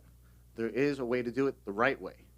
You don't just supersede the federal law with the state law. You have to go through the channels. You have to get 2/3 of the House and Congress to sign off on that. Then you have to get 3/4 of the states to agree with that. Or you can do a constitutional convention. But until that happens, you cannot change the United States Code. And I'm the father of 2 small children, okay, 2 girls. A couple years ago, there was a spate of rapes that were going on in Virginia Beach. Now, whether or not they're allowed to hold a firearm on their person can be a very big deciding factor in whether or not they're going to have their lives and their well-being threatened. I am not going to stand by and risk my daughter's rights to not get raped, to not be murdered, to not be violated, taken away from them. Okay, I'm very sorry for the people that died, but bad people are going to do bad things. And it takes good people willing to stand up and not let that happen to stop that from happening. People are going to be crazy. You're not going to stop that, unfortunately. Please do not take people's rights away to defend themselves. That's not going to stop anything. It's just going to make things worse. Only criminals will have the guns at that point. And I would like to mention Section 242 of Title 18 of the U.S. Code. It makes it a crime for a person acting under color of any law to willfully deprive a person of a right or privilege protected by the Constitution or laws of the United States. For the purpose of Section 242, acts under a color of law include acts not only done by federal, state, or local officials within their lawful authority, but also acts done beyond the bounds of that official's lawful authority. If the acts are done with the official is purporting to or pretending to act in the performance of his or her official duties, persons acting under the color of law within the meaning. Thank you very much, sir. Thank you for your time. Joshua Nicholson, Tom Duckett, and James Tackberry. All right, good evening, Mayor, council members, citizens. I know Virginia Beach shooting is still fresh in everybody's mind. Gun control and policies are what assisted in the event happening. Virginia Beach policy prevented employees from carrying a firearm while at work. The employee who conducted the shooting didn't care about this policy and armed himself, carried out the tragedy. Just on December 19th, I provided first aid to an individual shot in my neighborhood. As a combat veteran and a legal gun owner, I jumped up to and reacted, armed myself, ran to the scene. Shooters were already departed. They fired nearly 30 rounds from handguns. The time between the end of that shooting and cops arriving on scene was roughly 10 minutes. That's 10 minutes. Had the shooter stayed, they could have inflicted more damage. It is never too soon when discussing these topics, especially when certain city council members were vocal nearly immediately after the May 31st shootings to restrict even more rights of the people. After losing the Civil War, Southern states quickly adopted the Black Codes, laws designed to reestablish white supremacy by dictating what the freed man could and couldn't do. One common provision barred blacks from owning firearms. To enforce the gun ban, white men riding in posses began terrorizing black communities. In January 1966, Harper's Weekly reported that in Mississippi, such groups had seized every gun and pistol found in the hands of the so-called freedman in parts of the state. The most infamous of these disarmament posses, of course, was the Ku Klux Klan. Gun control is people control. Individuals such as freedman Lewis Hayden understood this. He was not alone. Black abolitionists, especially those involved in the abolitionist underground and vigilance committees, tend to arm themselves. Fugitive slaves often resorted to armed self-defense when confronted by slave catchers and law enforcement. In the case of universal background checks, your most affected group is undocumented immigrants. They are affected by the largest margin, a 100% margin. You have prevented all undocumented immigrants in your state from defending their homes and their families, every single one. Now, we're all aware that undocumented immigrants are the most affected demographic of universal background checks. Involving the government and private party discretion prohibits them at a 100% margin from firearm ownership. As this is your most affected group, this is ultimate product of such a law. When you've made that case that one amendment does not apply to an entire group of people, you've made the case for the rest of the amendments not applying. Ultimately, you devolve back to FDR internment camps rationale or border detainment rationale. You're doing the same thing. From Maj Toure, owner of Black Guns Matter, if African American males are likely to die. Thank you very much, sir. Appreciate it. Tom Duckett,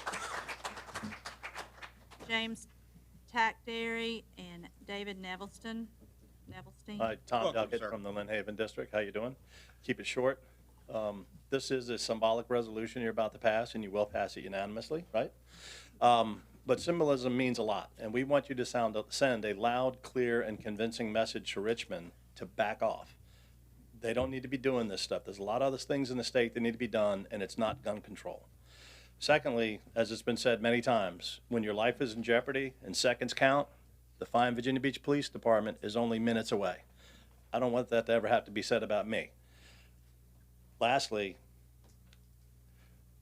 it's ironic that the governor wants to empty the prisons of criminals and felons and drug dealers and fill those cells with law-abiding citizens. That's not the way it's supposed to work. So please pass this unanimously, and we appreciate your vote and putting in the long hours tonight on a Monday night. So Thank you very much, sir. James Tackberry, David Nevelsteen, and Sandra Diddy, I'm not sure. Welcome, sir. What I was going to say has changed quite a bit over the course of the day. I was first going to speak about the bill that holds the firearms instructor responsible for crimes. And then I decided, after reading Councilmember Towers' letter, that I was going to speak about how despicable it was that he was concerned about the tourist money. Then changed my mind again. I just want to ask you a couple questions. Looking in the future, if we lose this freedom, what's next? Are we going to be here next year, 2 years from now, having the same conversation, talking about a religious sanctuary city? A year after that, are we going to be talking about a freedom of speech sanctuary city? So just think about it. We lose this, what's next? Thank you. David Nevelstein, Diddy, maybe, and Gazine Caritas. Mr. Mayor, Councilman. Welcome. I agreed to speak tonight because, well, I was concerned that there weren't going to be enough voices. Thankfully, I was mistaken. But I sent an email to Governor Northam about the dismay on his decisions and that we have better options. I didn't get a response, so I just want to ask you all to pass this resolution and pass the message personally to him that says that we do have other options and that we need to explore those options. This is not the way we need to go down this road.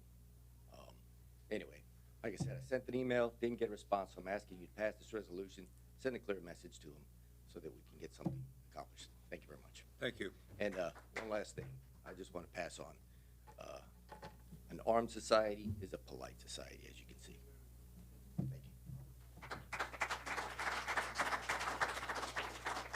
Sandra, I'm sorry, I can't read the handwriting. Diddy, maybe? Gazine Caritas? Jim Caritas? Paul Lemma?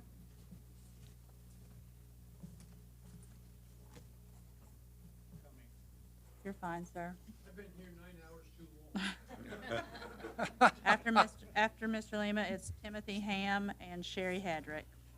Welcome, sir. Mr. Mayor, council members, thank you very much in giving me this opportunity to speak. I was prepared to say a lot, but the people out here took a lot of the wind out of my sails, except for one thing from my experience. I am 66 years old. I'm a 22-year Navy vet. I've been to over 25 countries. I spent my time on the Black Sea, Central America. During Central America, I've been shot, stabbed, and blown up. I've seen bad people do some very terrible things. Those of us who have served, some of our constitutional rights was suspended so that everybody in the United States can enjoy the pleasures and benefits of the Constitution. So this is what I had. I think what kind of bothers me a lot is that I'm not offended. I'm insulted. I am very, very insulted. People like myself, we defended your rights and your amendment. I mean, the Constitution. We were suspended. I retired with 44 years serving this nation. 22 years as a defense contractor, sending my guys to Kuwait to prepare the Marines and the sailors to do what business they had to do. Okay, all I'm asking is for you to defend my rights now. I paid the price. Every morning I wake up, I feel the pain. And what really bothers me is when I go up to New York and see my family up there, it's like I am in a city full of Bolsheviks. They don't know they live in a bubble. We had a Navy SEAL up here, okay? He's seen stuff. It's easy to say 1 minute of being fired at, things changed. I was patrolling up and down the river in Central and South America. Part of the intelligence says, good to go. We're doing a humanitarian assignment. That was our mission. And what happens is we come around a bend, we got RPGs, we got ambushed. And now I am very sorry. I really had prayed for those that had died here. But the thing is, the guy was a nut job. And he was identified as a nut job, and nobody did anything about it. Nobody. So don't blame me. It's my responsibility to take care of my family, not you. Thank you very much, sir. Thank you very much.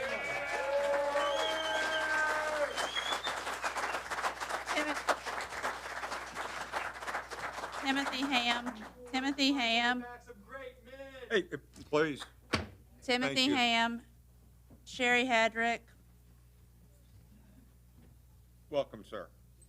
Yeah, welcome, Your Honor, council members, city manager.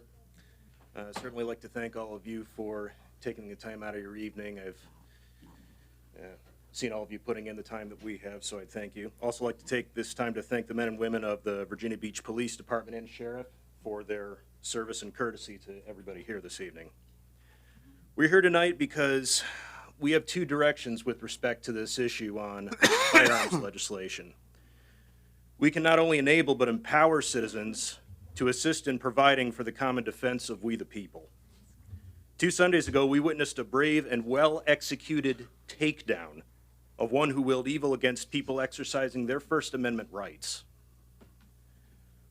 The other direction we can go is we can give ourselves a false sense of security by standing by, allowing anyone who exercises their constitutional rights to keep and bear arms to be criminalized. Half a year ago, we witnessed a total slaughter in this very city, many of whose servants were denied that right if they wanted to get a paycheck. They couldn't bring it inside if they wanted to get a paycheck, couldn't do it. A recurring motif amongst mental health patients and recovering alcohol and drug addicts is, and I quote, "I cannot control what other people do. I can only control what I do." I spent several summers during my time in college in auto manufacturing. One of my projects involved the analysis of certain systems, very complex systems that we ran in the plant. As I learned firsthand, any man-made system is fallible. No system of laws, security devices, or procedures can guarantee that a bad actor is denied access to a firearm. What we can do is enable and empower the common man who is in the right place and at the right time to have what they need to take down an attacker. And before I forfeit the rest of my time, it was mentioned earlier that a lot of people will be instantly criminalized once this passes. Show of hands in the audience. Who's going to lose their job if they become a felon? I yield back the rest of my time. Thanks for giving me the opportunity to speak, and God bless Virginia Beach. Thank you. Sherry Hedrick, Rich Pekansky, John Sweeney, Caleb Canas, and then the last speaker registered is Andrew Jackson. Welcome. Welcome. Thought I was the last guy, but it sounds like Andrew Jackson's coming up after me, so would have got to end it. But I appreciate you all being here. I know you're working late, so thank you for your time, Mayor and City Council members. I'd like to just express the way I feel about the gun control legislation being pushed by our Governor Stalin. I'm sorry, forgive me, Mal. I'm sorry. Let me look it up real quick. Northam, Governor Northam. I do have a question for the council, though. Is he the one in the white bed sheets or with the shoe polish on his face? All jokes aside, that guy's a loser. And this legislation is terrible. and it is aggressively coming after our rights as American citizens. I know that we don't have to agree on all the hairs we split over the Second Amendment, but this particular piece of legislation is egregious, and I am not, frankly, I'm not very familiar with most of you on the council or yourself, Mayor, but I trust that you do have the interests of the people at heart. And if that's the case, I trust that you will vote yes on this resolution, and that we'll send a message all the way to Richmond to let them know that the Second Amendment, it can't be infringed, not in this state, not in the city of Virginia Beach. So members of the council, Mayor, Barbara, I implore you, in the name of freedom and in the spirit of 1776, vote yes on this resolution. God bless. Thank you.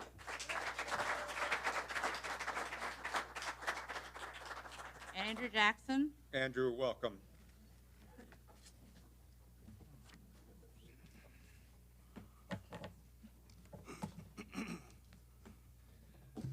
Mayor, members, council. My name is Andrew Jackson. Sounds familiar. There's somebody else that has that name. Let me first say, I don't know if I've ever attended council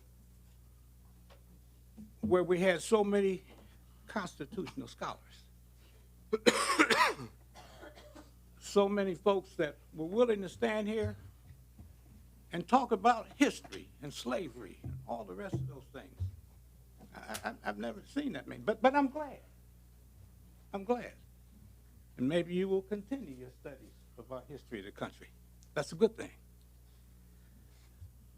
But I want to talk about this thing called the Second Amendment, which everybody claims is going away. I don't see it going anywhere.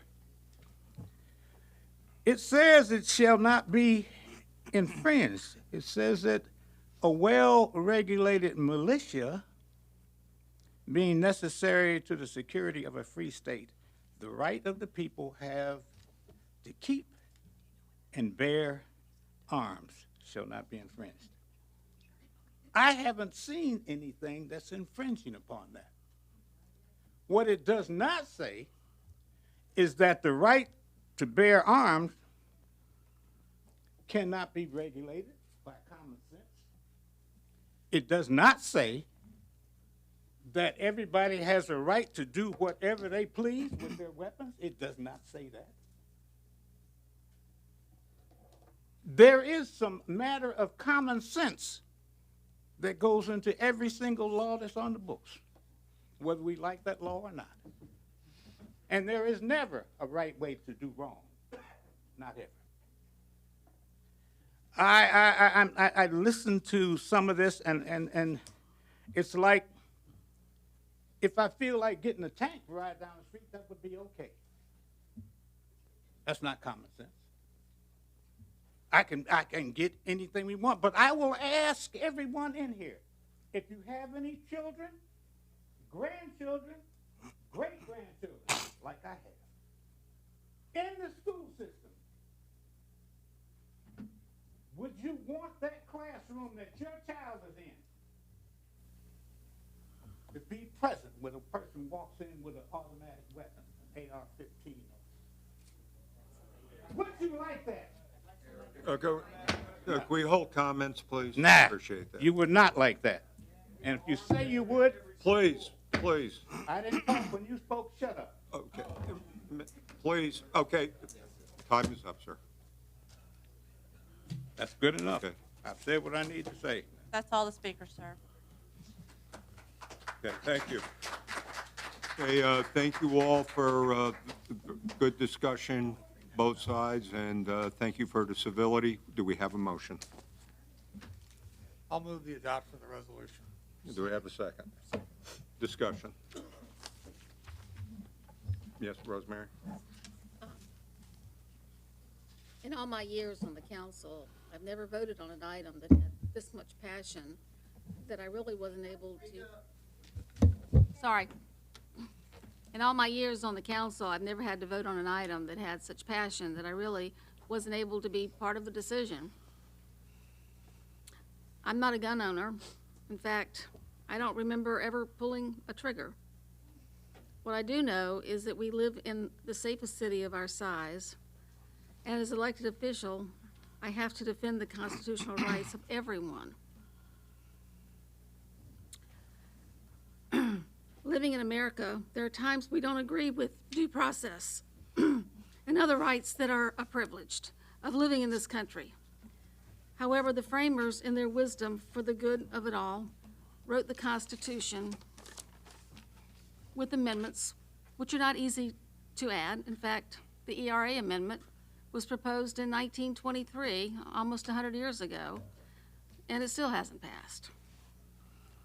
Upon taking my oath of office, I swore to uphold the Constitution and all of its amendments, not just some. This vote is for constitutional city, and a no vote would violate my oath. And tonight's vote is just an affirmation of our support of our sacred oath of office to our great country. And I look at it as that for all the amendments.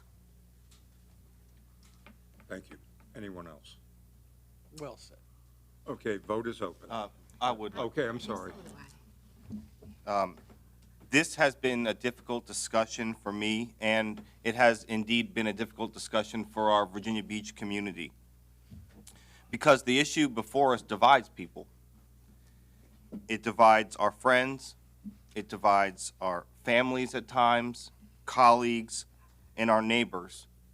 And it has divided us at a time when we desperately need unity in our city, in Virginia Beach, and throughout our Commonwealth, and in our nation. And the most frustrating part about the scenario we find ourselves in tonight is that I truly believe we want the same thing. We want to live in a safe community, and we want our rights protected. And my sincere hope is that everyone involved in this discussion, no matter where they stand on this issue, will commit themselves to advance and to support reforms that respect citizens' constitutional liberties while at the same time embracing legitimate, common sense efforts to keep guns away from people who should not have them and to make our communities safer. We just concluded a very spirited campaign season where almost all candidates referenced and they promised reasonable and common sense reforms to promote public safety. And I do believe that most people support reasonable reforms. I know I do. You can count me among those who do support reasonable reforms to promote public safety. And while it is true that the General Assembly does create laws that relate to firearms, not city councils, I do find it common and appropriate for city councils to make recommendations and to share our perspectives with the General Assembly. And legislatures often take actions that raise constitutional questions. And the Commonwealth-wide discussion that we're having today, this evening, and is occurring in chambers like this across our Commonwealth, was prompted by certain pre-filed legislation for the 2020 General Assembly session that many citizens believe would threaten their constitutional rights. And I've heard and I understand those concerns. And I've also heard and understand the concerns of residents who rightly and fairly have endorsed and expect common sense reforms that would make our communities safer. The resolution before us asks that when the General Assembly convenes, it take actions that are in keeping with the liberties that are protected in our founding documents. And I know some of my friends are troubled by how this resolution will be perceived or possibly how it would be misconstrued. And I do understand that perspective.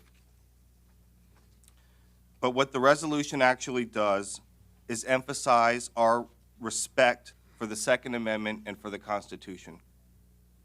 And I'd like to state for the record that I not only support the Second Amendment, but I support all the amendments and the entire Constitution. And after great consideration, I will vote yes this evening to affirm my oath of office. I will vote yes to support the Constitution of the United States, and I will vote yes to support the Constitution of the Commonwealth of Virginia. But this resolution isn't an end to a conversation. It should be the beginning.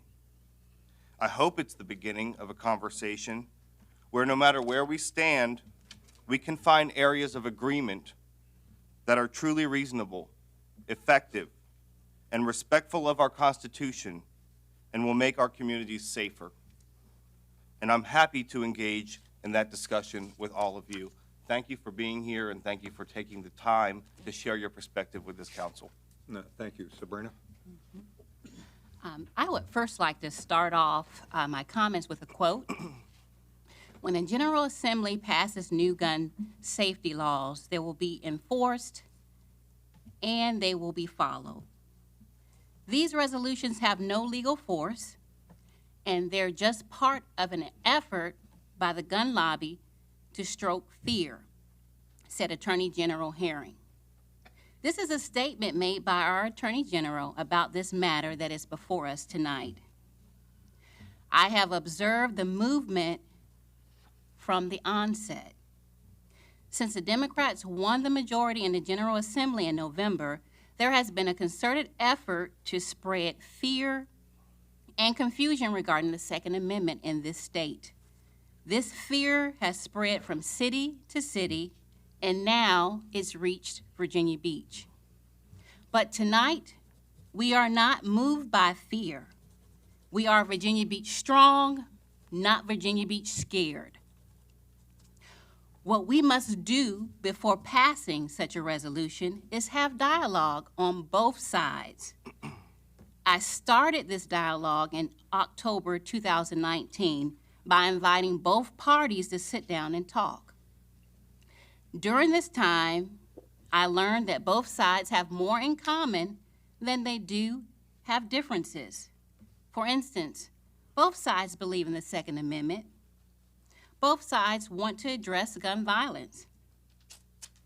Next, I also learned that we can take small steps to make our community safer, and it encompasses the following.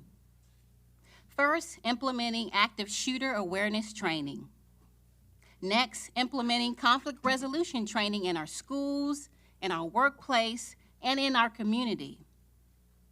Next, having more tough conversations and frank conversations on gun violence. 4, creating a safety plan for our municipal buildings to include metal detectors. 5, implementing background checks and red flag legislation. More discussions like these Please. need to take place. However, until we do, I'm unable to support this measure. Additional dialogue must take place because currently both sides are not represented here today. There is a serious unbalanced discussion taking place here tonight. We need a more centralized position and a more centralized resolution. Let's look at a solution. This matter must be handled by sending this issue to the General Assembly in our legislative packet. The solution lies in Richmond, where legislators were elected to address this very important matter. We must urge both Republicans and Democrats to work together to ensure that both sides are represented in legislation. Finally, please note, upholding the Constitution is very important to me. I also took the oath. I took the oath to uphold the Constitution, to also uphold the Constitution of the Commonwealth, but I also said that I would faithfully and impartially carry out my duties. This matter is not being handled in an impartial manner. It's not being handled in a very balanced manner. Furthermore, I was not elected to take sides. I was elected to be impartial and make decisions based in the best interest of the entire community. This resolution does not reflect the entire community, nor does it reflect both sides of the issue. Therefore, I move that this resolution be postponed until this matter can be handled fairly and with impartiality. Thank you. Okay. Is that, Substitute motion? is that a substitute motion? Yes. Do we have a second on that? I'd like to speak before. Okay.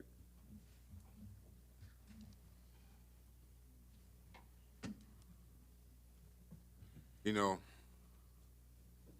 I caution everyone here tonight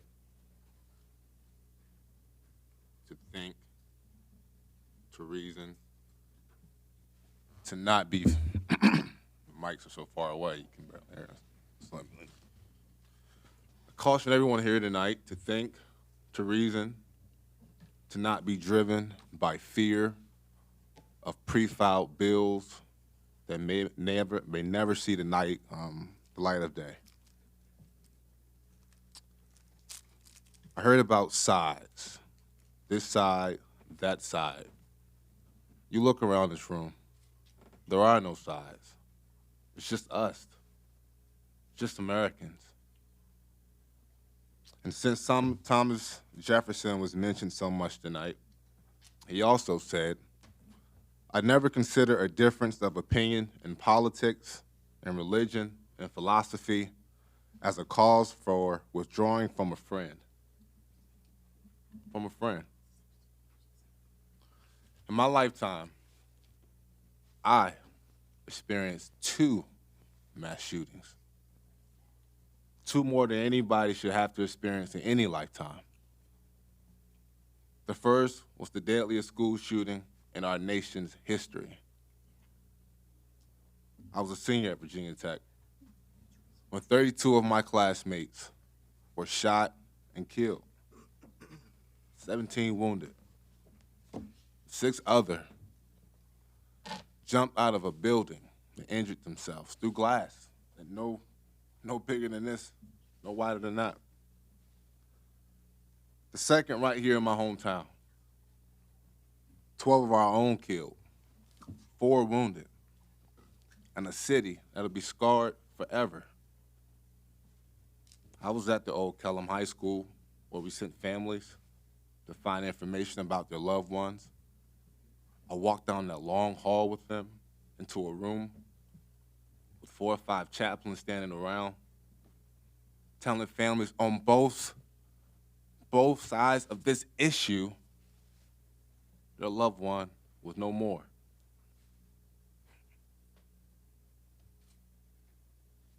I remember seeing the fear in some eyes, the anger, the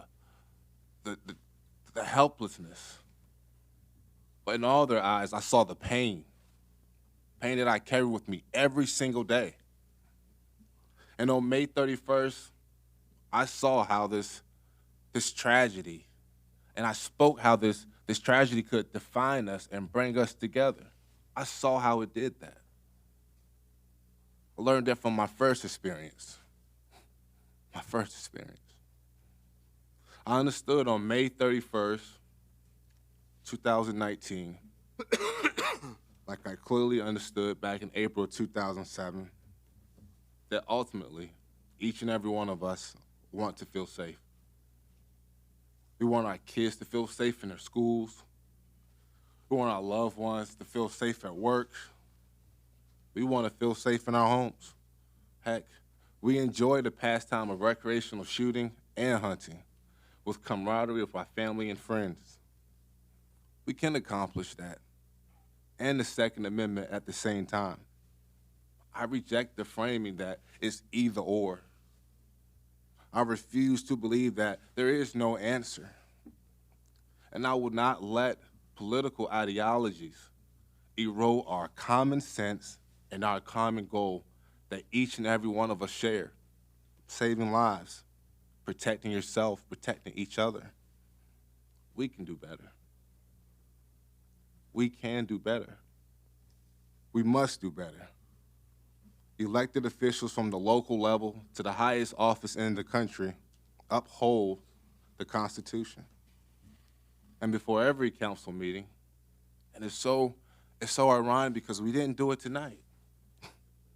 We stand alongside each other and our colleagues, and we pledge our allegiance to our country. And what is it that we pledge? What is it? We pledge that no matter our differences, we are one nation, under God, indivisible, with liberty and justice for all. So if you still wonder where I am, let me be clear. I will uphold and defend the Constitution of the United States in its entirety. That includes the Second Amendment. I'm a gun owner. I also hold a concealed weapons permit. And I understand all mass shootings are not preventable. But some tragedies are, such as the mass shooting at Virginia Tech in 2007. That could have been prevented. And 32 of my schoolmates could possibly still be here today. 12 of our colleagues could still be here today. There is a sensible and reasonable way, but it starts with respect with each other. Respect for our Constitution, state and local, federal and state. By law, we are a deal and rule state. You all have heard what that means. The General Assembly basically determines or give us limited authority. The Attorney General of Virginia has made an opinion that states 2A resolutions hold no legal weight. And as I look out in this audience, I see incredible passion and engagement. I'm inspired by many of you, those who served and those who didn't. The disabled young lady was here tonight, and those who just want their daughters and their sons to be protected, to live in this community, to go to work. You all raised many important concerns, and I'm willing to personally work with you to make sure that our representatives in the General Assembly address these concerns. I commend you all for showing up tonight, utilizing your First Amendment rights and advocating for your beliefs, no matter where you stand on the issue. But tonight, in this resolution, a resolution that this body has not even debated amongst itself, I'm not in favor of it, because also it's outside the jurisdiction of the body of the position I was elected to. I will not give Virginia Beach citizens a false belief that this body can nullify the Commonwealth's Constitution. I will not sacrifice the solace of the victims of 531. I am ever mindful of the tragedy that took place here less than 8 months ago, and I refuse to play politics with the citizens and residents of Virginia Beach. I will work with our state legislators to find ways to keep our city safe while protecting our constitutional rights.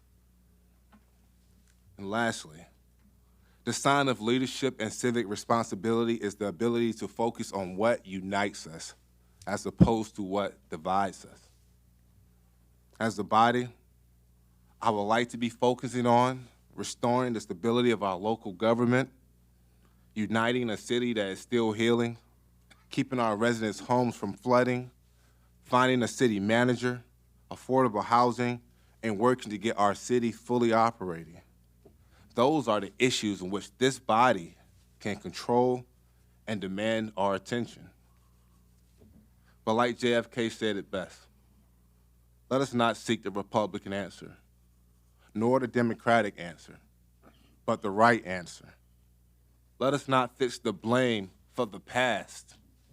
It's a new decade. It's 2020. Let us accept our own responsibility for the future. Thank you. Okay, Mr. Moss. I'll wait till we have to substitute. Okay, are you going to second the motion? I second the motion. Okay. All right, so we have a substitute. Discussion, Mr. Moss? No, I want to wait till we go back to the main motion. Okay. All right, the motion on the floor is to defer. Motion is to defer.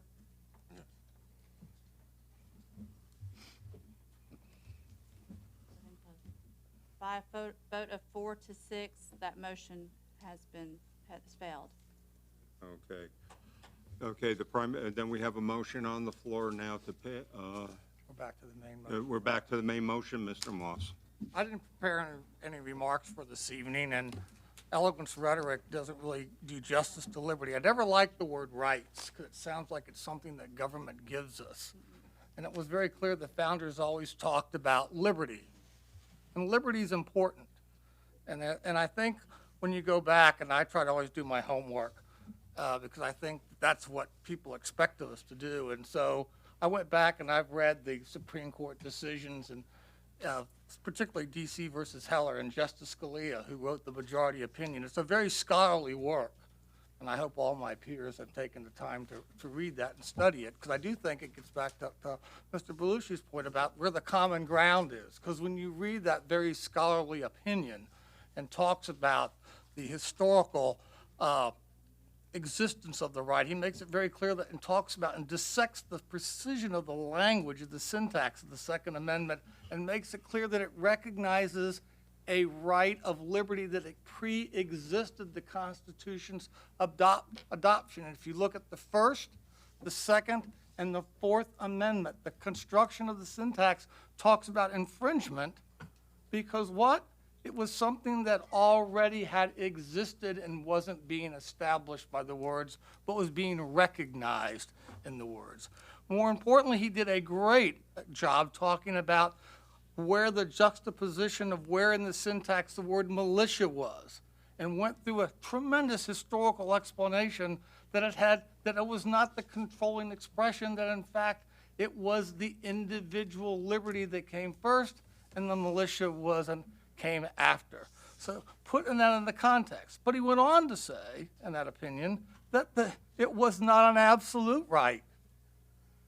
But he also went on to say that it wasn't an absolute right for government to issue regulation. And he went through a number of little tests that you had to walk. Now, it is true, because I got emails about Justice Stevens, but Justice Stevens wrote the minority opinion.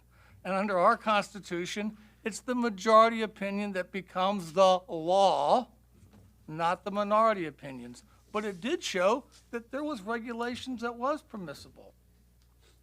And were constituted, background checks, age limits, a number of things. So I think, getting back to the Councilmember Belushi's point of view, I think there is, in that reasoning, that's where the common ground starts, because that sets the parameters for the discussion.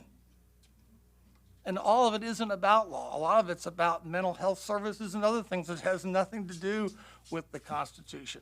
But I think we get so busy on the two extremes, but when someone says that, well, it has no effect, but guess what? When Thomas Paine wrote the pamphlet on common sense, it had no legal standing, but it motivated a whole nation of people and unification and gave them a sense of purpose that fueled the revolution. So people should never discount words. People should never doubt the expressions that they have intangible meanings that motivate and create momentum and can create cohesion. Yes, this body has lots of things to do. It has things to do with flooding. I wouldn't disagree with any of those things. But why did we form a government? Did we form a government first to provide services? Or was the Constitution created to do what? To form a purpose of government to preserve our God-given liberties. So that's the most foundational thing that we do. These other things are built on top of that. But to do all of those things, but at the price of sacrificing liberty, is a poor purpose for government to pursue. Now, do I think that's our everyday focus? Absolutely not. There are very seldom that things motivate people this much, but I want to compliment the mayor and the vice mayor for coming up with a resolution that doesn't take sides. I think that's the nice thing about it. How can there be a side on the Constitution? There can't. It's just us. I do agree with that. It's a us. There isn't a side. It's a us. And there's things in there, I'm sure, that the people right or the left of issues wouldn't like that Justice Scalia supported, but it is the opinion, it is the application of the law. And so I think this is, we're going to move on. We're going to have some discussions, I believe, and I agree with Michael. He's absolutely correct. But I don't think this is because it doesn't have some legal standing, that it doesn't mean it doesn't have motivational influences on what happens in Richmond. It doesn't create a bond, and it doesn't take sides. It just basically supports what the Supreme Court has said, the meaning and the application of the Second Amendment, as was in the majority opinion in Heller, DC versus Heller. And if you read that, I think you'll have a great understanding about this resolution and why we can move forward. Okay, Mr. Wood. Thanks. And first thing I'd like to do is, and most of the folks aren't here anymore, but I do appreciate people coming out here. I do appreciate, can you all hear me now? Okay. I certainly do appreciate everybody coming out and expressing their opinions. And you know, I hear people say that both sides didn't come out. You know, most of the information I got came on my email from folks, and I certainly got emails on both sides of the issue, and it was interesting because, you know, you have to go through, and just between 2 o'clock and now, I'd say it was about 63 emails. Based on what I did, I just kept swiping through and just trying to see if it was a yes, no, whatever, and see if there's anything that jumped out at me. But so there certainly was a lot of input on it if people don't actually come here, because as a lot of y'all that actually come to these meetings on a regular basis know that we don't always get a big crowd, except when it's budgets and clearly when it involves the Second Amendment. Because we've never had crowds like this before in my entire time on council. Now, my colleagues are right. This has no legal effect. The Attorney General says that. However, nothing that we send to the General Assembly has any legal effect. When we give an opinion on uranium mining, when we give an opinion on post-Labor Day schools opening, when we give an opinion on anything that we want, it has no legal effect. And you know, people have asked me, we talked about this before, and I understand Mr. Rouse saying we haven't debated it, but that's kind of what we're doing now. When we were in the informal session, we talked about, you know, whether or not we could send a letter. You know, somebody said, well, maybe you should just send a letter. Well, you know, we can't send a letter without a vote, one way or the other, and that's just the way it is. And essentially, this is a letter that we would be sending to the General Assembly. You know, we could all debate what the founders meant when they wrote the Second Amendment. You know, when I was working on my master's in history, I decided I'd pick we had to pick a topic on the Constitution and something controversial, so I picked the Second Amendment. Did a good bit of research on it, and entire books have been written on the importance of the comma. You know, well-regulated militia comma and all that. And I could go back and I could tell you that Aristotle, Cicero, Machiavelli, Sir Walter Raleigh all advocated for armed citizenry in certain things. Clearly, Aristotle and Cicero weren't talking about guns, but they were talking about armed citizenry. King Henry II in 1181 enacted the Usages of Arms, which provided for personal ownership of firearms. So I mean, we could debate this issue, but that's not our issue here today. We could debate law-abiding citizens having firearms or not. I was a police officer in Virginia Beach, carried a gun every day when I worked. I was shot at twice. I can tell you I was shot at twice, both times, by people who should not have had guns. One was a convicted felon, a member of an outlaw motorcycle gang who had a stolen gun. Claims he wasn't shooting at me, but he was shooting at his girlfriend who made the domestic assault complaint. But when the bullets come that way, it was kind of a distinction without a difference, I think. And then another one by a severely mentally ill person who stole his neighbor's gun and set his house on fire while we were in it. So law-abiding citizens having firearms is not a bad thing, and it certainly is something that we should support, as well as all the other elements of the Constitution. And I would call my colleagues' attentions to lines 31 through 33. The City Council hereby expresses its continued commitment to support all provisions of the Constitution of the United States and the Constitution of the Commonwealth of Virginia, including the right of the people to keep and bear arms. I don't know how I could vote against that. I think that makes perfect sense to me, regardless of your opinion on whether or not somebody should have 15 rounds or 10 rounds or 3 rounds or whatever. That's not the topic that we're talking about here. We're talking about protecting people's rights. And we are sending a non-binding, something that holds no legal weight to the General Assembly, like we have done on countless other things that are in our legislative package. I think we've got 2 or 3 in tomorrow's agenda. It's kind of all blended together. I keep thinking this is Tuesday. But on other items that we're adding into our legislative agenda. So this is what we do, and it's not a bad thing. If I promise you, and I would tell you this because, you know, just like Mr. Rouse and a number of others here, and the mayor and I spent an incredible amount of time here the weekend of May 31st. And I speak for myself, and I hope I would speak for the rest of my colleagues, that we would never do anything to dishonor the memory of the people who died that day, and I don't see this as doing this. I think it is very simple. I think it's very concise. It doesn't please everyone. Nothing pleases everyone. But I think when we say we're expressing strong support for the Constitution, I think that's pretty clear. So obviously, I'm going to vote for this. Okay, Sabrina. I'd just like to say, in reference to the comment that you don't see how anyone can vote against this, I want to make sure you understand that my vote against this is not because I don't support the Constitution. I actually don't support the way this measure and this resolution was handled and put forth. It should have been more discussion. It should have been more input. It Okay, shouldn't please, have.